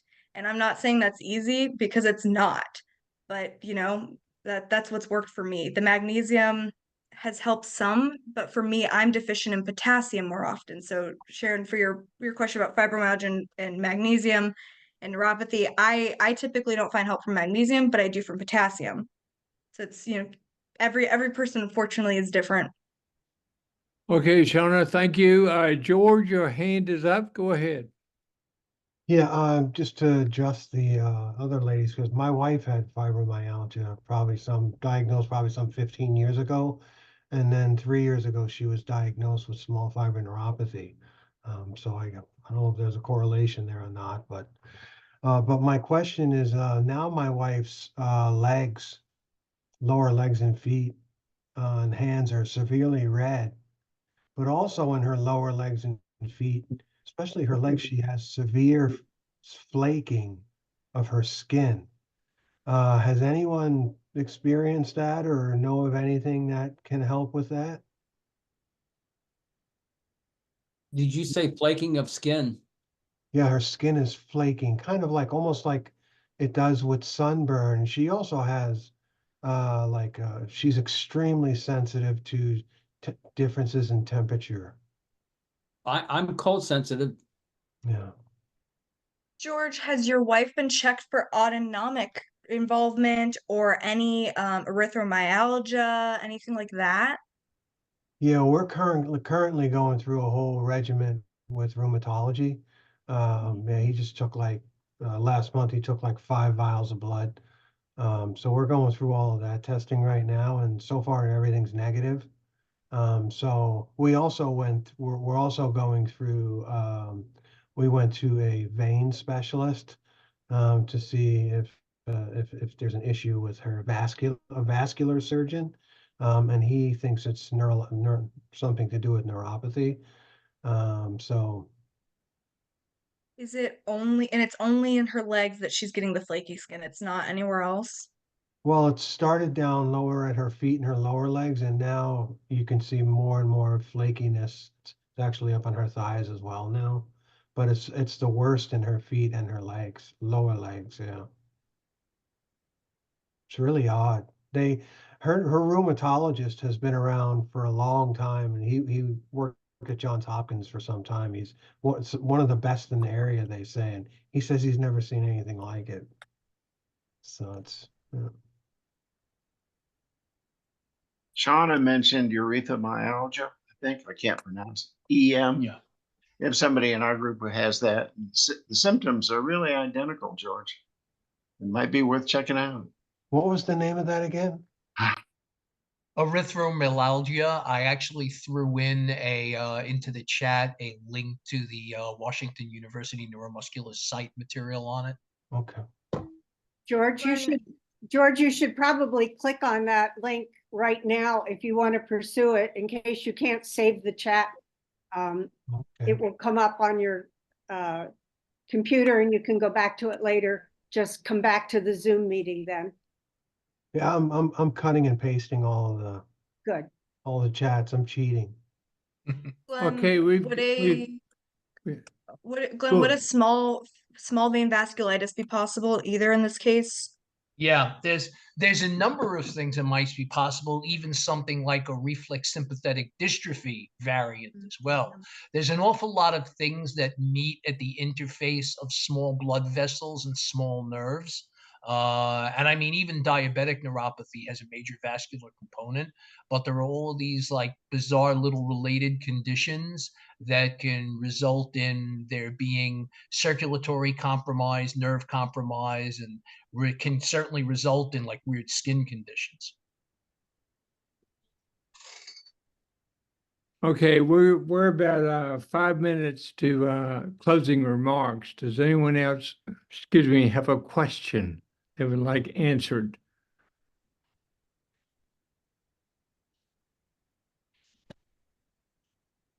I hear crickets. All right, Chuck, go ahead.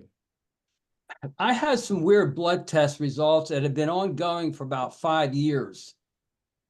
It's in the family of, and probably Glenn, you'll know about this, light beta kappa chains and ratios and weird things like that. One of them is really high and they can't find an issue with it. And I'm going to make them find an issue with it pretty soon. And I just said my gamma, whatever, gammopathy thing was negative. Okay. Does that ring a bell with anybody, Shauna? Let Glenn take this one, because I will say he knows more about the light chains than I do, but I'm very familiar that Glenn has this knowledge. Yeah, well, you know what it is. The light chains can sometimes show up without other classes of immune monoclonal antibodies, such as the IgA, IgM, IgG classes of antibodies. They probably, well, I would imagine if you were tested for that, they also tested for something called cryoglobulins. Not These that I'm, are, okay, this is something that is related to some of the autoimmune conditions that Shauna often talks about, such as antiphospholipid syndrome. This is when you have these chains that tend at room temperature to clump together. So normally within a human body that's at 98.6 degrees Fahrenheit or somewhere near there, they tend to flow freely, but drop the temperature a little bit and they tend to make tendrils. And so people will notice in cold, they sometimes wind up with circulatory problems from these. It's interesting. It's not all that common, though, to have light chains without other antibodies or monoclonals showing up.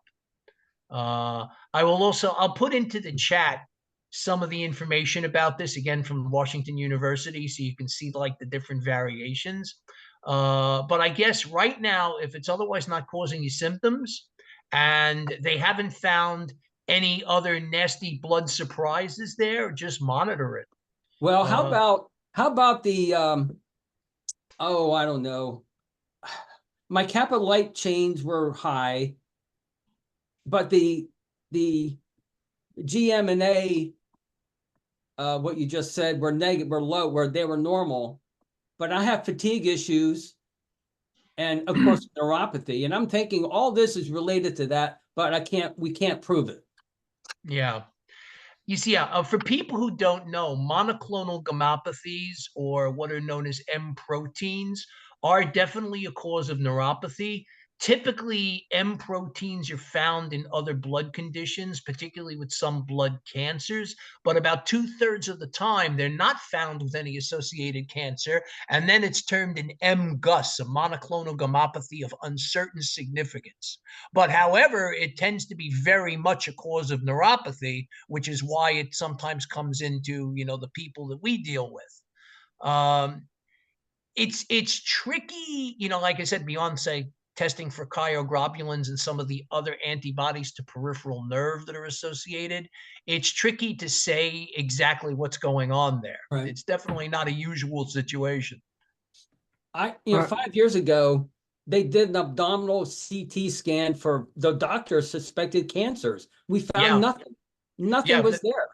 Yeah, they were probably looking at your spleen and other parts like that to see if there was any lymphomic cancerous tissue.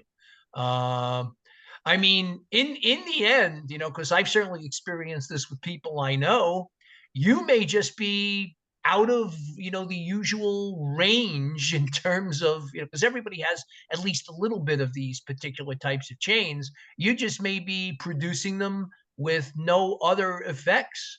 Okay. It does happen.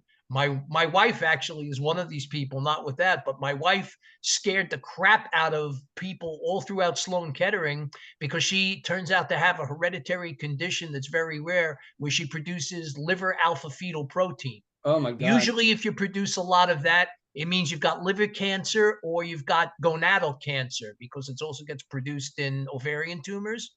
And fortunately, because I'm around, enough research was done and a specialist consulted to actually redo the subtypes and indicate that this is something that is rare, but there's a hereditary component to it for people from the Mediterranean.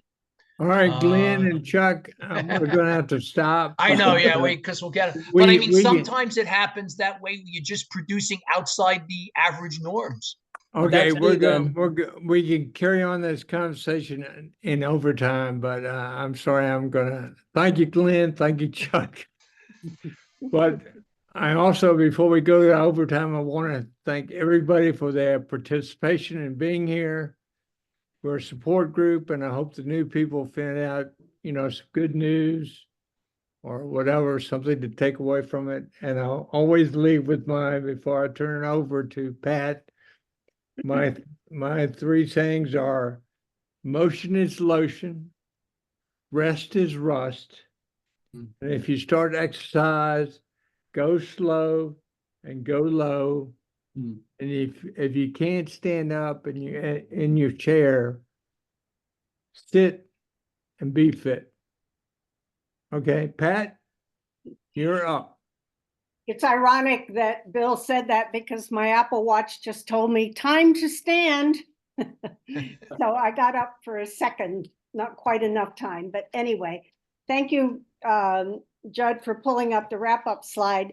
I asked if you could also find, I'm not sure, I didn't give you much notice, the slide from last month's wrap-up that shows the local support group meetings. If you could find that, that would be great.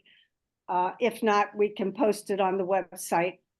All right, now for the wrap up here, I'm just identifying a few things that you might need or want to know about that have been happening in the wider PN community.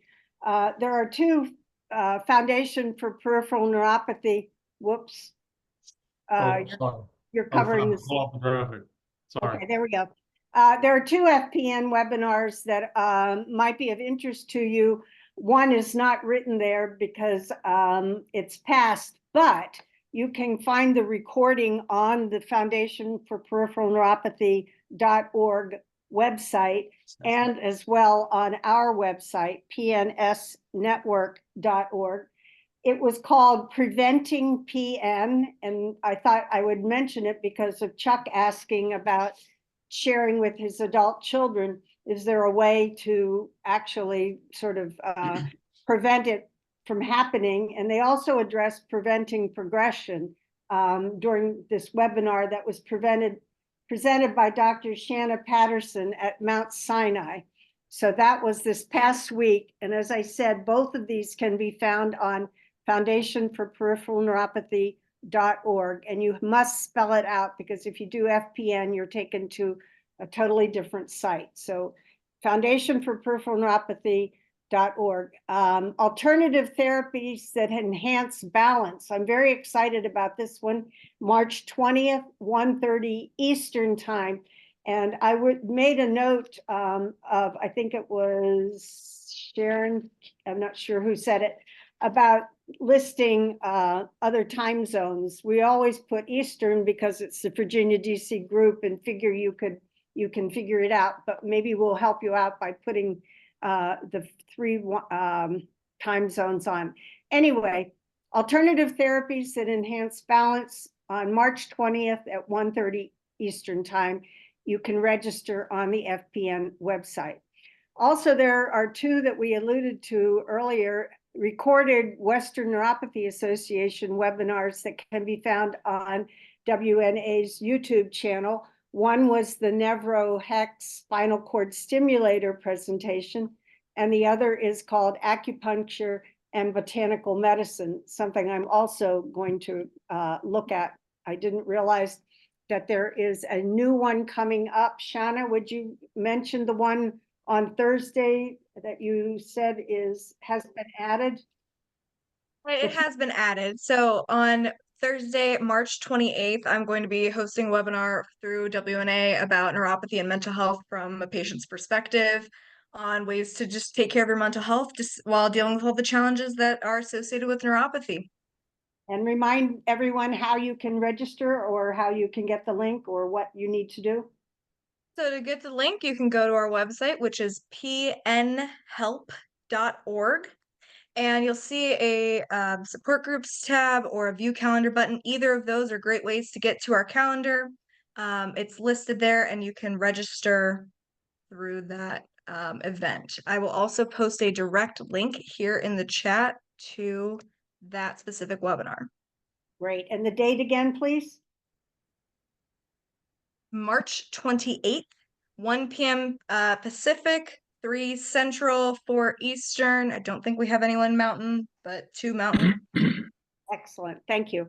And then there was a presentation on neuropathy and foot care by Dr. Adam Isaac that was presented to Steve Klitzman's group at Bethesda Chevy Chase. And that can be, the recording for that or the slideshow for that, sorry, is on pnsnetwork.org. And Judd has been excellent about posting any of the recordings that we learn about. So please always check pnsnetwork.org, the calendar, past meetings, and also footnotes. And with that, I think we have covered everything. Please remember, if you have an extra minute, to take the exit survey. We do read it. And I'll turn it back to Bill, who will explain overtime. Pat, do we have a date for the next meeting? Oh dear, I should know that. Excuse me. Okay, that's okay. No worries. April Or Saturday. April 6th. It's always the First Saturday. first Thanks. Saturday. Thanks. Just so it's not April 1. Nope. And we have Dr. Al-Katani has agreed, who is with Dr. Hoke at Hopkins, to be our new medical advisor. Dr. McCrae, as I mentioned, has moved on to the Midwest. And we are trying to work with him to find a Saturday meeting that he can join us. It's difficult for him, so we may be just showing a recording of a meeting he's going to do for Steve Klitzman's group on March 21st. Okay, I think the meeting is over, so Judge, you can start the recording, and I've got 4 o'clock, so we have 30 minutes for overtime, and as I said at the very beginning, overtime is a time that we just get together, socially chat, see each other and talk, and I encourage the new people to come, and I always like to circle around to make sure the new attendees found some worth in this session. And so anyway, if there are no problems, I declare that this meeting is over and we're going overtime. And again, it's a social, and somebody last month called it a big party. So I don't know what that meant, but anyway, we're going to overtime, folks. And thanks for being with us, and I appreciate all your comments. I thought it was a great Hey, meeting. everyone. Thank you. Bye-bye. See you Bye. next month.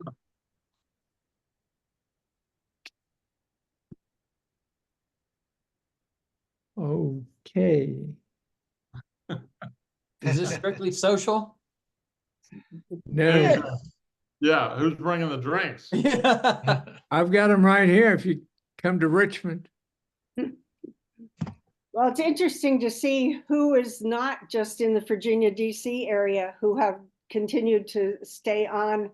I learn every time. Pat Well, Cass, I'm curious about, I just want to ask, like, Carol was new. Did you get some good feedback for your situation? I got a few opinions. They weren't any positive. Well, we do offer opinions. I mean, this, Yeah, I would like to know, you said I could print the chat and I don't know how to do that. Could you help me? Yeah, it's not exactly print the chat, but you can. Are you on a laptop or a desktop? There's a little ellipse, the little one dot down at the bottom, and you should be able to click on that, and it would say save the chat. Do you see that? you have to open up chats, and at the bottom, you see a pen, a smiley face, a piece of paper, a Right. whiteboard. Then there are 3 dots, an ellipse. When you click on that, it opens to save chat. And you can save it, Oh, and yeah. it will tell you the chat is saved. It's saving it to your computer in a Zoom folder. You can go Okay. back to that and rename it. I think that's really important, because otherwise you have no idea, if you go to many Zoom meetings, which is which. Rename it as PN support group in the date or something, and that will help you. And Mine's at the top. then Judd, Those 3 dots for me are at the top of the chat column, good. chat window. Are you on an iPad? No, I'm on a desktop. Desktop. Mhm. And Carol, if you can't figure it out or just don't want to fool with it, just email me and I'll send it to you. I think some real helpful information in here. especially today, there was a lot of information exchanged, and Judd will also be putting it up on our website. Yeah. You can, in a day or two, you can check and look for today's meeting date, PNSN network. He's got it there. Make sure you have that written down, and you can find it in the calendar listing or Pass me. Yeah. yeah. Brenda, I was so happy to hear your voice today and your very good suggestions. Always positive, always upbeat. I love it. Can't hear you. No audio. Thank you. Thank There you. I'd like to know more about Shayna because you are our wonder child. And are you Shayna, oh I'm my gonna God. just say again, Brenda, it's Shauna. We're Shauna? trying to get Shauna, people to Shauna. learn that it's Shauna. Go ahead, Shauna, Shauna. our wonder child? And I wondered, obviously you're out of university. What do you have a real day job? And I'd like to know a little more about you because you're always so impressive. So I actually had my neuropathy develop pretty more severely and acutely. I did have some genetic hereditary that I was kind of born with that was more mild. But unfortunately it hit me hard the exact year that I started college. So I just turned 22 this past December, so I wouldn't actually even be out of college yet. I do not work because I've been unable to find a job before this, but I consider the Western Neuropathy Association kind of my home base. I'm a director over there, and that's kind of my job, if you will, for me at least personally. I'm curious what other kinds of questions you might have, because don't really know where you would like me to go with that. Well, what are you planning to do when you go out into the world? Yes, Shauna, Any idea? please tell us. Well, so I was going to school for secondary education, so high school education for math and special ed specifically.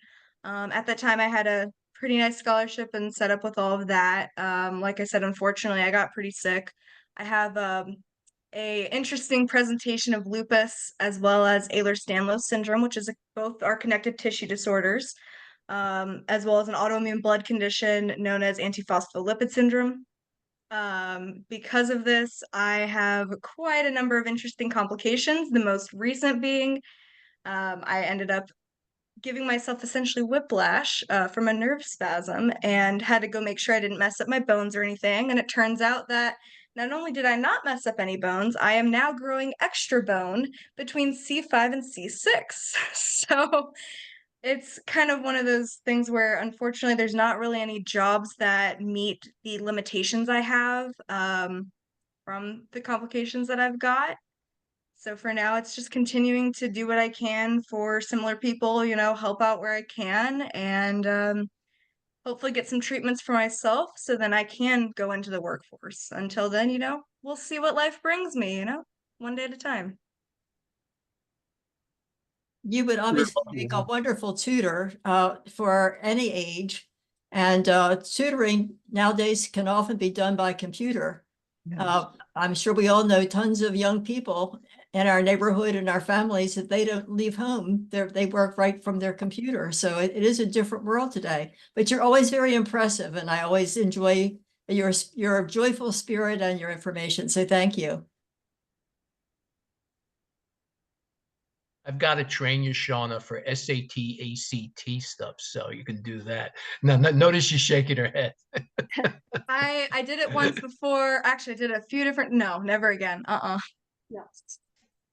I will say I did try tutoring at one point. I did try babysitting, but because of the issues I've got, we're trying to figure out what exactly the cause is. But I do have seizures. I do have a lot of memory loss, a lot of autonomic problems. So like right now, low vitamin D and low vitamin B12, me and I crash at about 4 o'clock. So I'm got another hour before I probably go take a mental nap.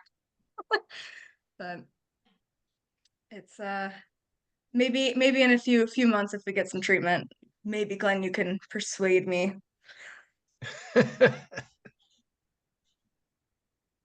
It's going to say the reason I mentioned that, for those of you who don't know, I'm one of the original Princeton Review people. That's where I basically cut my teeth. And even though I'm semi-retired in a sense, I still take on test prep clients and the like.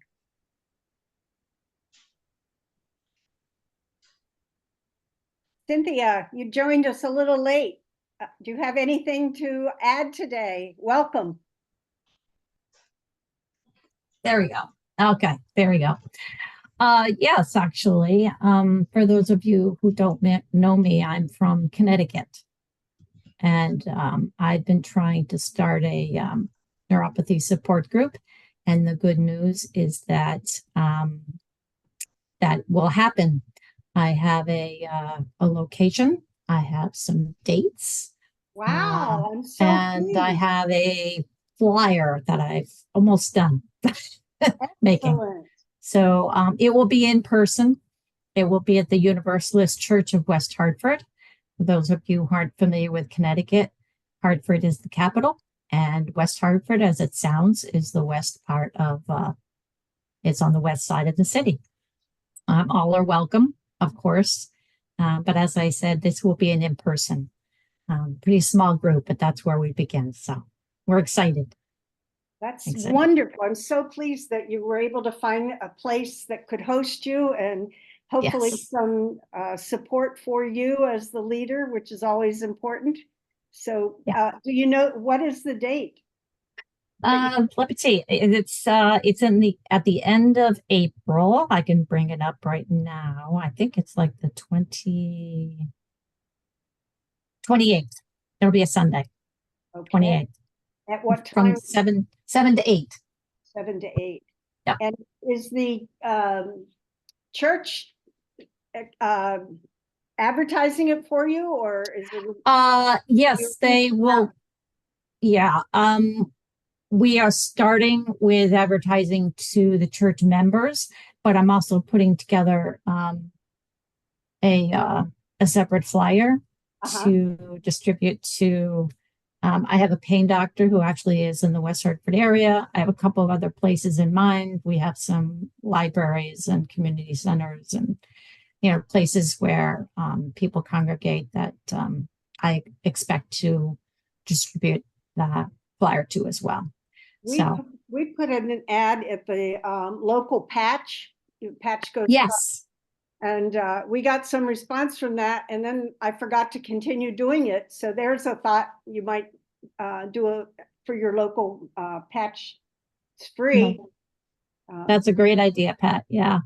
Yes, absolutely. So we can put it on our calendar on the website too. Yes, it's a small site, so I want to make sure we don't overwhelm it. I have no idea how many were responding to begin with. So I did reserve a separate date. It would be a Monday during the day as well, because in our church we kind of book up really quickly. So if people don't find Sunday to be a good time frame, then we'll switch to Monday and see if that's better. Okay, we'll wait to hear from you that you're ready to open up the advertising a little bit more.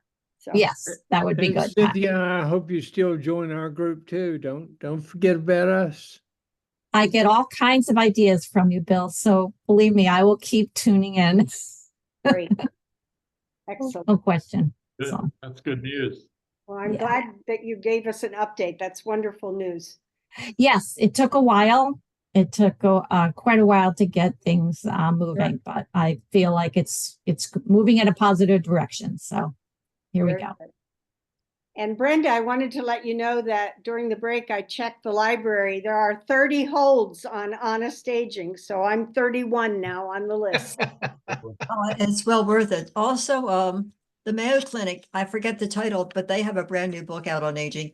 As you have noticed, I've started now reading books on aging to figure what are the next bumps in the road along the way, and what can I do about them? Well, Brenda, did you mention OSHA, O-S-H-E-R? Osher, yes. The Osher family has. Is this it? Is this it? Catalog? Oh, probably. You see, they help fund these programs at a number of universities all Yeah, across. this is at the University of Richmond. They send out the Yes. OSHA catalog Yes, every. it's the same foundation, and they help pay for the Lifelong Learning Institute to get started. Once Yep, you get a yep. certain number of people, and then when you get another 100 people, they give you more money. So Yep, yep. it's a Well, family that's decided that's how they wanted to use their fortune. So hurrah for them. yeah, it works well. I enjoy them. I enjoy it. I'm Okay. worrying about George, however. George, have you explored anything that might be available to people with rheumatoid arthritis in your community? Because that seems to get more support than peripheral neuropathy. But if you have a rheumatoid arthritis pool that heats the water warm enough to make it more comfortable to get into the water, I just have found the water to be the most helpful thing that I have found for my problems. And I feel very concerned for your wife. Yeah, well, right now, since this thing took off in October, it really took off on her. We've gone through, first they sent her to dermatology, That's what I wondered. dermatology center to rheumatology, then vascular. So we're just coming out of the end of all of these results. And then it sounds like, well, I mean, I haven't heard they want her to do another EMG, which she's really happy about.